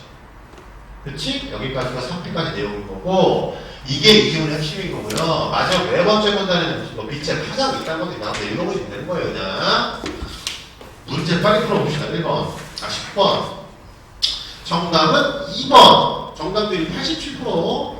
2번 얘는 뭐 EPSES에 써있어요. 뭐 설명할 게 없고 1번은 왜 틀렸냐면 순서를 바꿔놨지.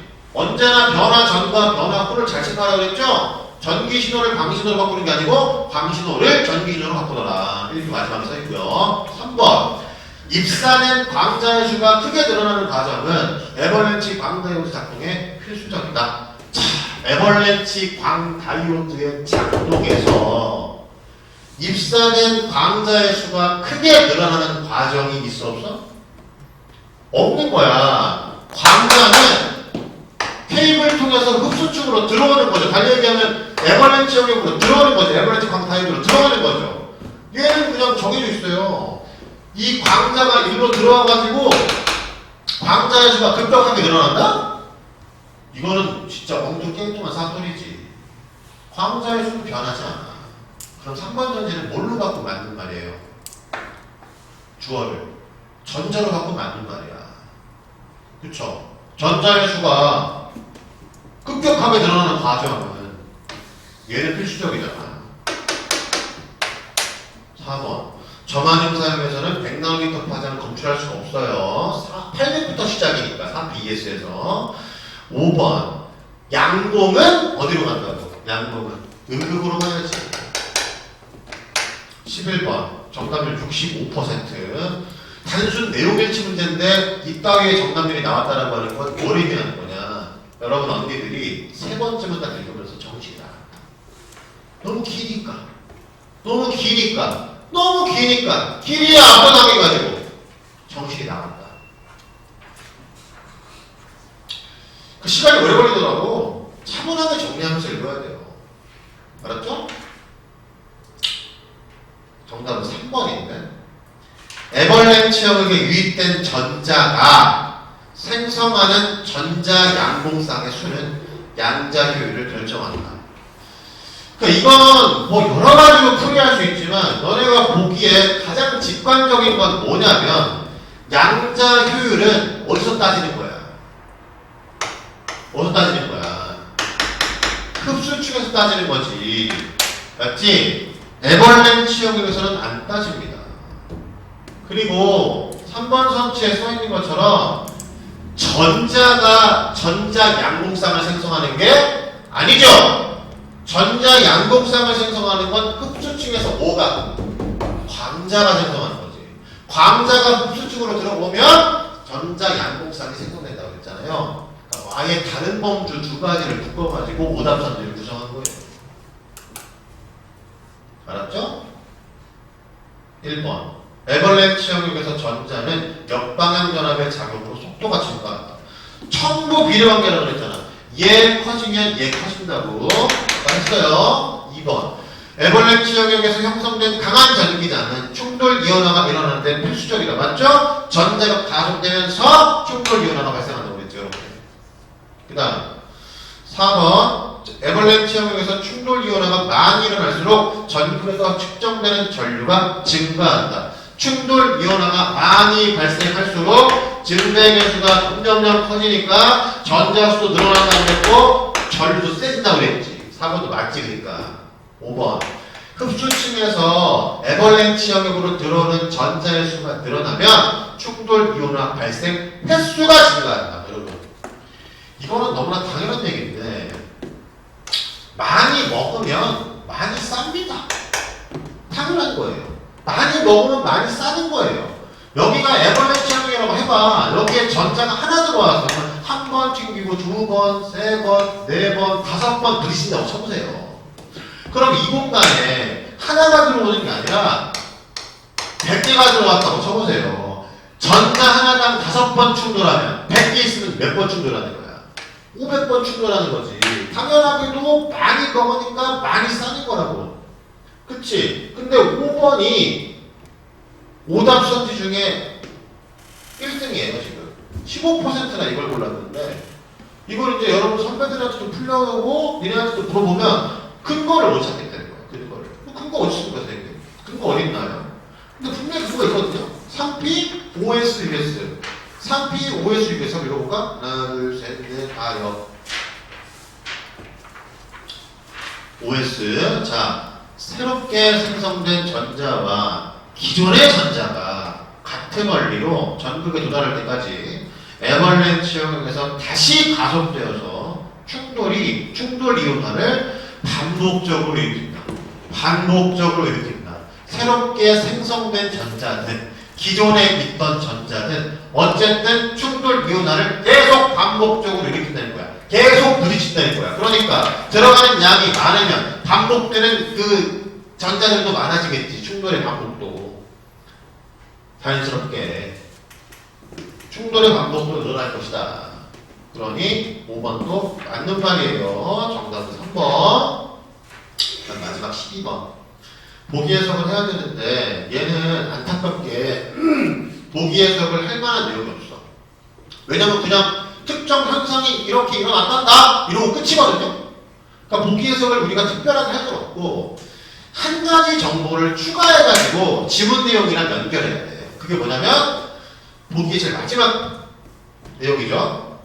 제품 설명서에 따르면 750에서 1000나노미터 파장 내역에서는 파장이 커짐에 따라 양자 효율이 작아진다. 무슨 관계? 무슨 관계야? 반비례 관계야.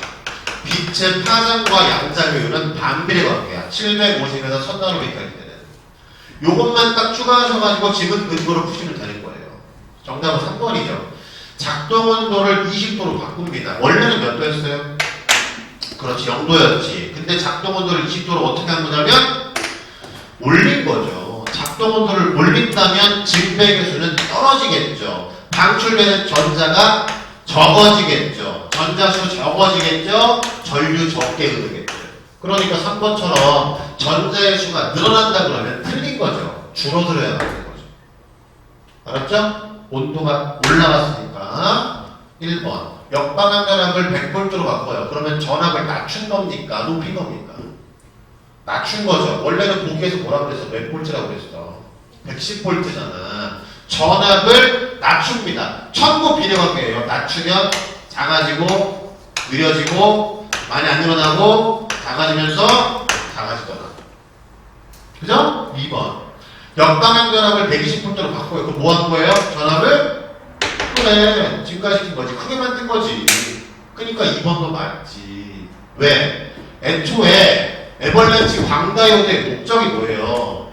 광신호를 전기신호로 변환시키는데 케이블 길이라고 하는 제약 때문에 광신호가 약해질 수 있어. 그래서 얘를 크게 만드는 게 목적이잖아요. 그러니까 2번처럼 전압을 높이면 높일수록 광자가 조금 들어와도 에버렌치 영역에 전자가 조금만 들어와도 전압을 높이면 충분히 뻥치기 해서 전류를 크게 만들 수 있다는 거 아니야. 그치? 그러니까 2번도 맞는 거야. 4번 광통신 케이블의 길이를 100m로 바꿉니다. 그러면 케이블 길이가 길어졌으니까 광자의 수는 적어지겠네요. 적게 먹으니까 적게 싸는 거지. 맞지? 그 다음 5번 동일한 세기를 가지는 500나노미터 파장의 빛이 입사된다면 측정되는 데들은 100나노미터보다 작겠군. 아까 전에 뭐라 그랬죠?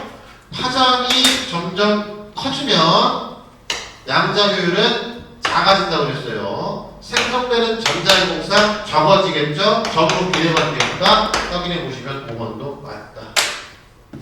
작아지면 다 작아지니까. 자, 네, 그렇습니다. 오늘 공부한 거 특별한 거 없어요. 새로 배운 거 없습니다. 새로 배운 거 없고 우리 기존에 해왔던 거 그대로 계속 복습하는 거나 다름없어. 뭐 한 가지 특별한 게 있다면 선지가 길 때는 이렇게 해보라는 거. 이거 정도만 추가가 된 거지.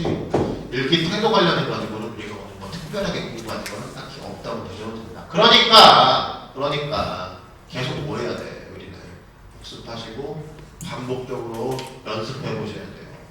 그러니까 막상 내가 가르치는 건 매 시간 거의 똑같은데 여러분들이 지문을 읽고 문제를 풀어오고 분석한 결과물들은 매 시간 또 다르잖아.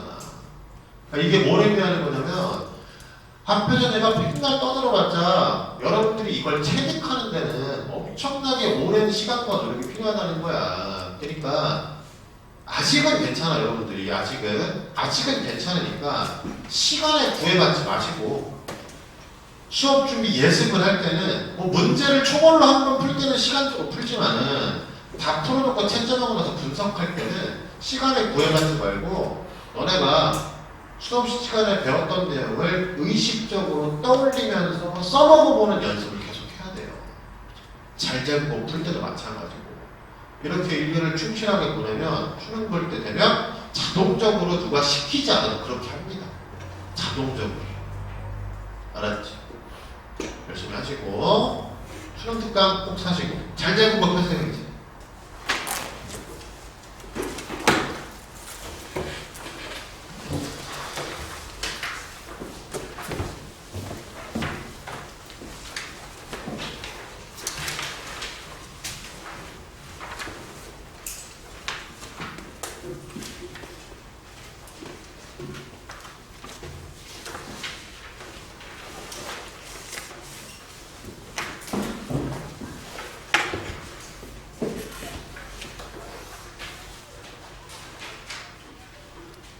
그 틀린 문제 다 확인했어?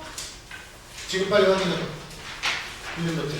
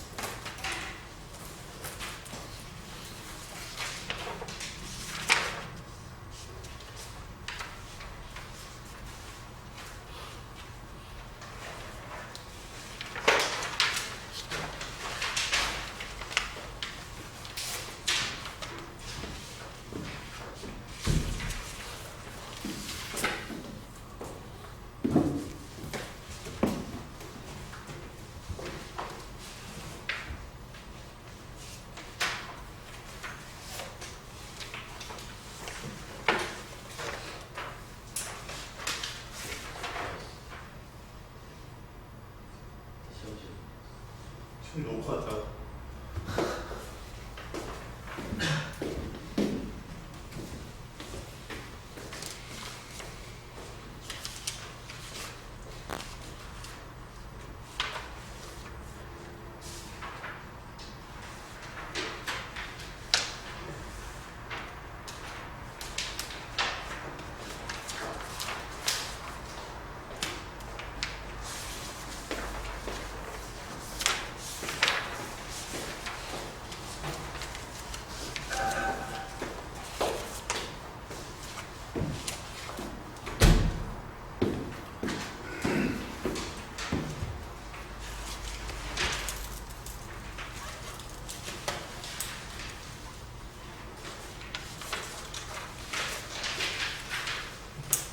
자,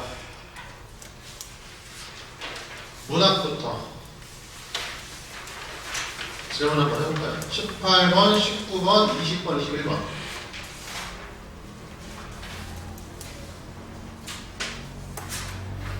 18, 19, 20, 21번. 네. 1번은 5번, 2번. 그러니까 얘는 보기 해석할 때 양반들은 정절을 강조하고 한문투를 쓰더라. 이렇게 하시고 평민들은 신분상승 욕구가 있으면서 해학적 표현이랑 비속어를 쓰더라. 이렇게 정리해주고 보셔야 돼요. 1번 A.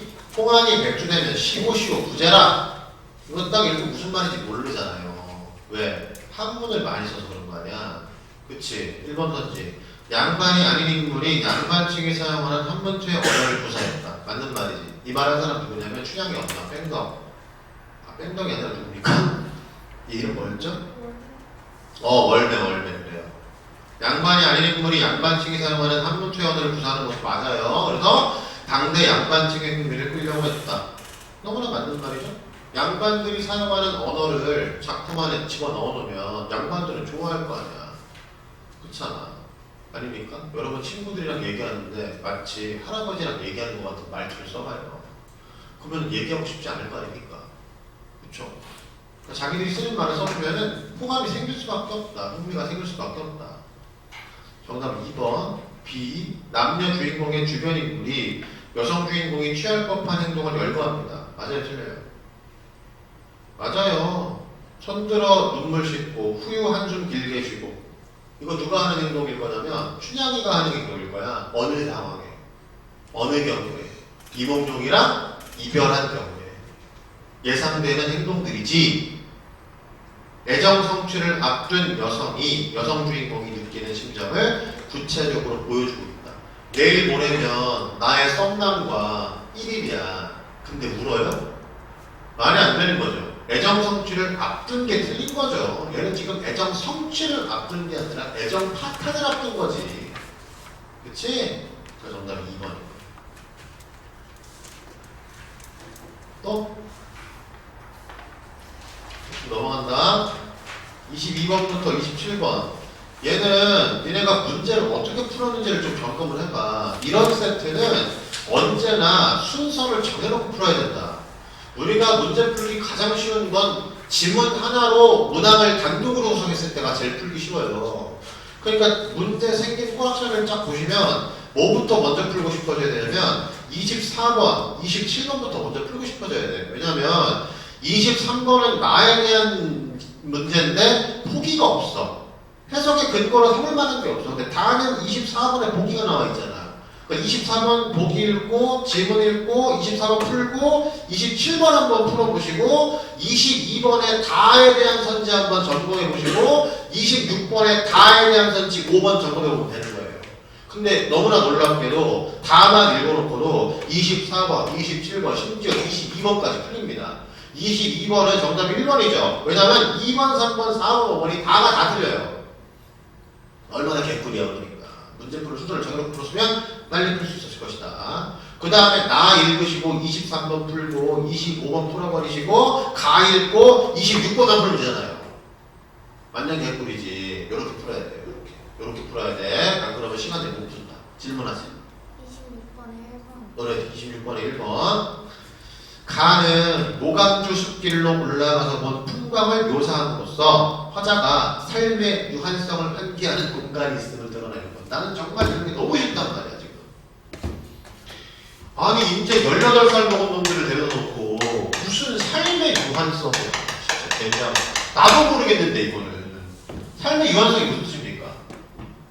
삶이란 건 유한하다. 지구상의 모든 존재는 다 뒤집는 얘기잖아요. 이게 언젠가 다 죽는다. 맞죠? 가을에 모감주 숲길 한번 가볼까요? 모감주 숲길로 올라가니 여기만 읽으면 안 되지? 여기만 읽으면 안 돼. 밑에도 읽어야 돼요. 잎사귀들이여 너덜너덜 낡아서 잎사귀들이 낡았대요. 뭔 얘기야? 잎사귀가 푸릇푸릇한 게 아니라 낙엽이 된다는 얘기잖아. 그래서 너희들이 염주 소리를 내는구나. 그럼 원래는 어땠다는 얘기예요? 원래는 푸른 잎사귀였다가 이제는 낡은 잎사귀가 됐다는 얘기예요. 원래는 새싹이고 새이파리였다가 이제는 낙엽이 됐다는 얘기잖아요. 그럼 잎사귀의 생명력이 상실된 거죠. 이게 뒤진다는 얘기랑 똑같은 것이고. 얘는 그러니까 1번은 맞는 말이지. 환기라는 뜻이 뭐예요? 환기. 떠오르게 한다. 지구상의 모든 생명체는 다 죽는다. 생명력을 상실한다는 걸 떠올리게 만드는 거지. 낙엽을 보고. 정답은 2번. 가는 생생한 바람 소리가 들리는 공간과 저 채색의 시간이 흐르는 공간을 병치함으로써 자연의 생명력을 통해 인간적 욕망에 대한 집착을 해소할 수 있다는 화자의 인식을 나타내는 거예요. 얘도 이제 푸는 방법이 여러 가지가 있지만 나는 이걸 어떻게 풀었냐면 공간의 성격을 일단 규정하는 거야. 그 생생한 바람 소리가 들리는 공간은 어딥니까 그러면? 생생한 바람 소리가 들리는 공간은 어떤 공간이에요? 잎사귀로 가봐. 잎새들로. 푸른색 잎이 있는 곳이야? 초록색 잎이 있는 곳이야?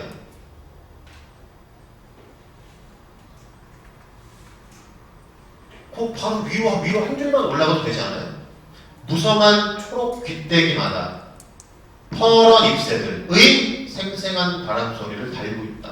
그러니까 생생한 바람 소리가 들리는 그 공간은 푸른 잎들이 있는 공간이잖아. 맞죠? 그 다음 저 채색의 시간 볼게요. 계속 시를 읽어볼게요. 그러니 이 빛 한강밭으로 아직은 저 채색의 시간 속에 나를 놓아다오. 저 채색의 시간. 그럼 언제야 이거? 어디야? 푸른잎이 있는 곳이야? 누리끼리한 낙엽이 있는 곳이야? 저 채색의 시간 속에 나를 놓아달라지 가만히 두란 얘기지 나는 뭐가 좋으니까 푸른잎이 좋으니까 이걸 계절로 한번 해볼까요? 제목에 뭐라고 돼 있어요? 가을. 가을은 낙엽이잖아요. 지금 이미 시간 흘러서 가을이야. 온통 보이는 이파리들은 전부 낙엽이 되기 직전에 누리끼리한 잎들이라고. 근데 나는 어디가 좋다고? 뭐가 좋다고? 푸른 잎이 좋은 거야. 그러니까 나의 마음이 여기에 머물러 있을 수 있도록 카멘 좀 내버려둬 이런 얘기야. 그러니 생생한 바람 소리가 들리는 공간과 저 채색의 시간이 흐르는 공간은 같은 공간이야, 다른 공간이야? 같은 공간인 거야. 같은 공간.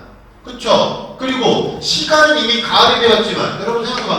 푸른 잎이 있는 건 봄이거나 여름인 거 아니에요. 얘는 지금의 시점으로 보자면 과거인 거잖아요. 얘가 가을이고 현재고 화자는 현재의 가을에 과거인 봄, 여름에 아직 미련이 남아있는 거죠. 여기에. 그러니까 여기에 집착을 하게 되는 거고.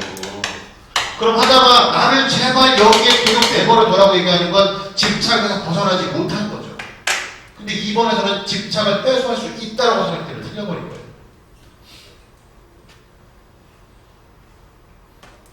이해했어요? 또 없으면 넘어가죠. 28번부터 31번.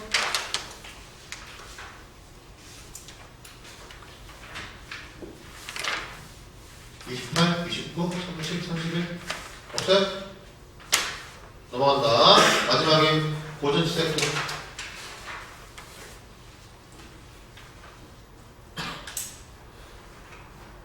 없습니까? 33번이 2번. A에서는 특정 인물을 예우하는 화자의 모습이 나와 안 나와? 나와요, 안 나와요? 예우라고 하는 건 대접해주는 거잖아.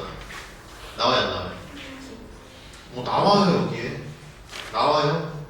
누구 대접해줘요? 누구? 그래, 김풍원 이학점. 김풍원 이학점을 좌상으로 모신 후에 너 차례로 앉은 후에 질동이 되어놓고 쪽박 가득 부어가지고 작광의 밀물이 사양하는 시작을 술 먹는 거지 뭐. 그치? A를 맞아. B. B에서는 특정 인물을 박대하는 화자의 모습이 나타난다. 박대한다는 건 뭐 개무시하거나 쫓아내거나 뭐 이런 건 아니에요. B 보세요. 어디에서 면주인은 불속객이 온단 말인가? 잔기침 굵은 고령 반절은 무슨 일인가? 면주인 불속객이 왜 왔습니까 그러면? 왜 왔어요? 어서 나서 자주 나서 반객인들 내몰손가? 어서 나서 자주 나서 반객인들 내몰손가? 내몬단 얘기야? 안 내몬단 얘기야? 안 내몬다. 내몰지 않는다. 쫓아내지 않는다. 그러면서 뭐라 그래? 환자배자 부세절명 은당구실 만나할까? 뭐야? 지금 찾아온 면주인 불속객은 이 마을 사람들이 뭐가 들어왔어요 지금? 세금거 들어왔죠. 근데 이 세금 걷는 면주인이 지가 걷고 싶어서 걷냐 이 말이야. 시키니까 걷는 거지. 그러니까 얘 내쫓지 말고 대접해주잖아요. 그렇죠? 그러니까 박대하지 않는다. 그러니 정답이 3번이 될 수밖에 없다. 2번은 아니다. 됐지? 독서는 내가 일방적으로 떠들고 할게요. 1, 2, 3번은 질문하면 안 되고. 자, 4번부터 7번. 아마 이 질문 읽으면서 이제 어려움을 많이 겪었을 텐데, 왜냐하면 머릿속에 안 그려져요. 이 질문 읽어놓고 머릿속에 이 시스템이 그려진다 그러면 정말 잘 그런데 웬만한 친구들은 이게 머릿속으로 잘 안 그려진단 말이야. 이게 약간 20률 지문이랑 비슷해요. 그래서 그냥 글로만 가지고 하시면 돼요. 이 지문은 일단 클라우드 컴퓨팅 시스템에 대해서 얘기하고 있는 건데 지문 틀을 잡아줄 테니까 지문 다시 읽어보시고 꼭 다시 풀어보세요. 얘가 종류가 2개가 있어. 첫 번째가 가상화 방식이고 두 번째가 컨테이너 방식이에요. 근데 얘가 지금 차이점이 있거든요. 가상화 방식은 내가 그림으로 잠깐 그려줄게요. 가상화 방식은 물리적 하드웨어, 얘를 갖다가 서버라고 하지, 또는 호스트라고도 하고, 얘를 하나 딱 두고 얘를 논리적으로 이제 쪼개는 거예요. 그래서 가상 머신이 이렇게 생겨나는 거죠. 어쨌든 실제로 서버라고 부르는 물체가 있는 건 이거 딱 하나. 가상 머신들은 여러 개. 그리고 각각의 가상 머신마다 OS가 다르다. OS가 달라요. 반면에 컨테이너 같은 경우는 똑같이 얘가 있어요. 똑같이 물리적 서버가 있어요. 하나가. 그리고 여기에 OS도 있습니다. 그리고 이 OS를 공유하는 컨테이너들이 여러 개가 있는 거예요. 3P1S부터 문장을 잘 읽어보시면 이런 말이 나와요. 3P1S. 가상머신 방식은 가상머신마다 별도로 구동되어야 하는 게스트 OS의 용량이 크대. OS를 별도로 구동해야 되지. 그리고 OS의 용량이 크대요. 그래서 IT 자원을 많이 소모한대요. 몇 가지 되죠? 쓰는 양이 많다는 얘기는 남는 양이 많다는 얘기야, 적다는 얘기야. 적다는 얘기지. 남는 자원은 적다는 얘기야. 여기서 이 남는 자원을 3P에서 뭐라 그러냐면 유휴 자원이라고 해줘요. 그러니까 클라우드 컴퓨팅 시스템에서 가상화 방식은 유휴 자원이 적게 나고, 왜? 많이 쓰니까. 뭐 때문에? OS를 각각 따로 쓰니까. 맞죠?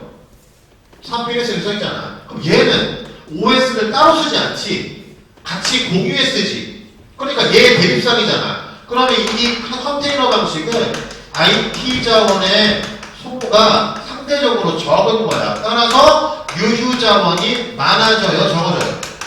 그래요, 많아지는 거죠. 남는 자원이 많은 거라고. 얘랑 대립상이니까. 알았지? 알겠지? 요걸 여러분들이 잘 이해를 해주시고 계시고 집에 돌아가셔가지고 다시 들어봐. 아마 5번, 6번 많이 틀렸을 텐데 5번, 6번 틀린 이유가 여러분들이 요게 정리가 안 돼서 지문이 잘 안 그려서 그런 거야. 정리해보시면 문제 풀린다. 그 다음 심리학 지문은 사실 얘는 굉장히 짧기도 하고 쉬워요. 근데 이제 10번들을 많이 틀리는 건데 보기 해석하실 때 첫 번째 A박스에서는 G가 버튼 누르니까 뭐야? 전기가 흐르지. 그러니까 셀프로 벌 받는 거예요. 처벌이야 이거는. B박스는요. 버튼 누르니까 먹이가 사라집니다. 마찬가지로 뭐야? 처벌인 거지.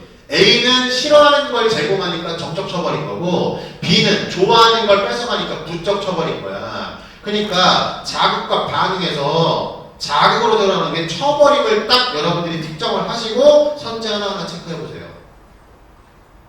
알았죠?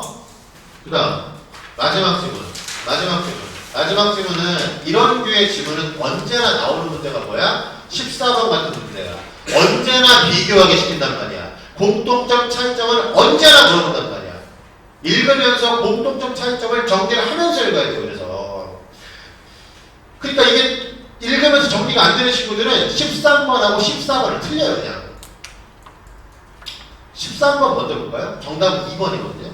이와 이함의 합약에는 관권을 빌려 신분제의 도움을 막기 위한 방안이 마련되어 있었다. 여러분 요거는 결국 뭘 물어보는 거냐면 인과관계를 물어보는 거거든. 나의 두 번째 문단의 첫 줄 봐. 나의 EPS. 나의 EPS 봐봐. 몰락 농민의 증가는 신분제 동요를 나왔다. 그러면 농민들이 몰락했어. 그러니까 뭐가 생긴 거야? 신분제 동요가 생긴 거야. 그러니까 이게 인과관계지. 그러면 신분제 동요를 해소하고 싶으면 어떻게 해야 돼? 몰락을 막아야죠. 그 나의 상피에 이와 이왕이 만든 그 향약 규약이 쭉 써있어요. 주자향에게 취지에 걸맞게 향약을 어쩌고저쩌고 나온단 말이야. 상피 한 10에서 쯤 써있어요. 농민을 수탈하거나 관의 처사에 불응하는 행위를 규제하는 방안이나 유민으로 전락해가는 몰락 농민의 구제에 힘써야 한다. 그러니까 정답이 2번이지. 그치? 14번 보세요. 14번.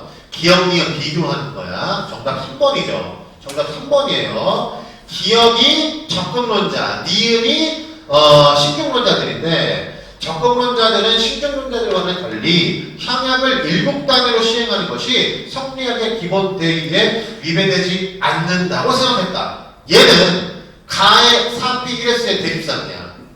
가의 4P1S의 대립상 맞아요? 신중론자들은 향약의 일국적, 일률적 시행이 백성의 교화를 덕이 아니라 권으로 이루라는 것과 다름없으므로 성리학의 기본 대의에 위배된다는 입장이었다.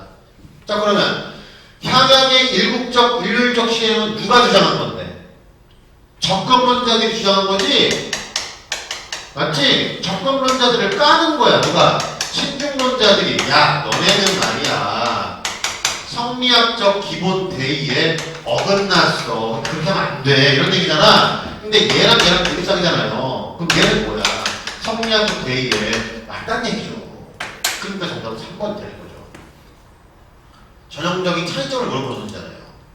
그치? 대립상 추론을 잘할 수 있느냐. 그 다음 16번은 보기 해석하면서 각 을병이 누군지 특정해야 돼. 그렇게 해야 보기 해석이야. 각 읽어보시면 누구야 이거? 각 누굽니까?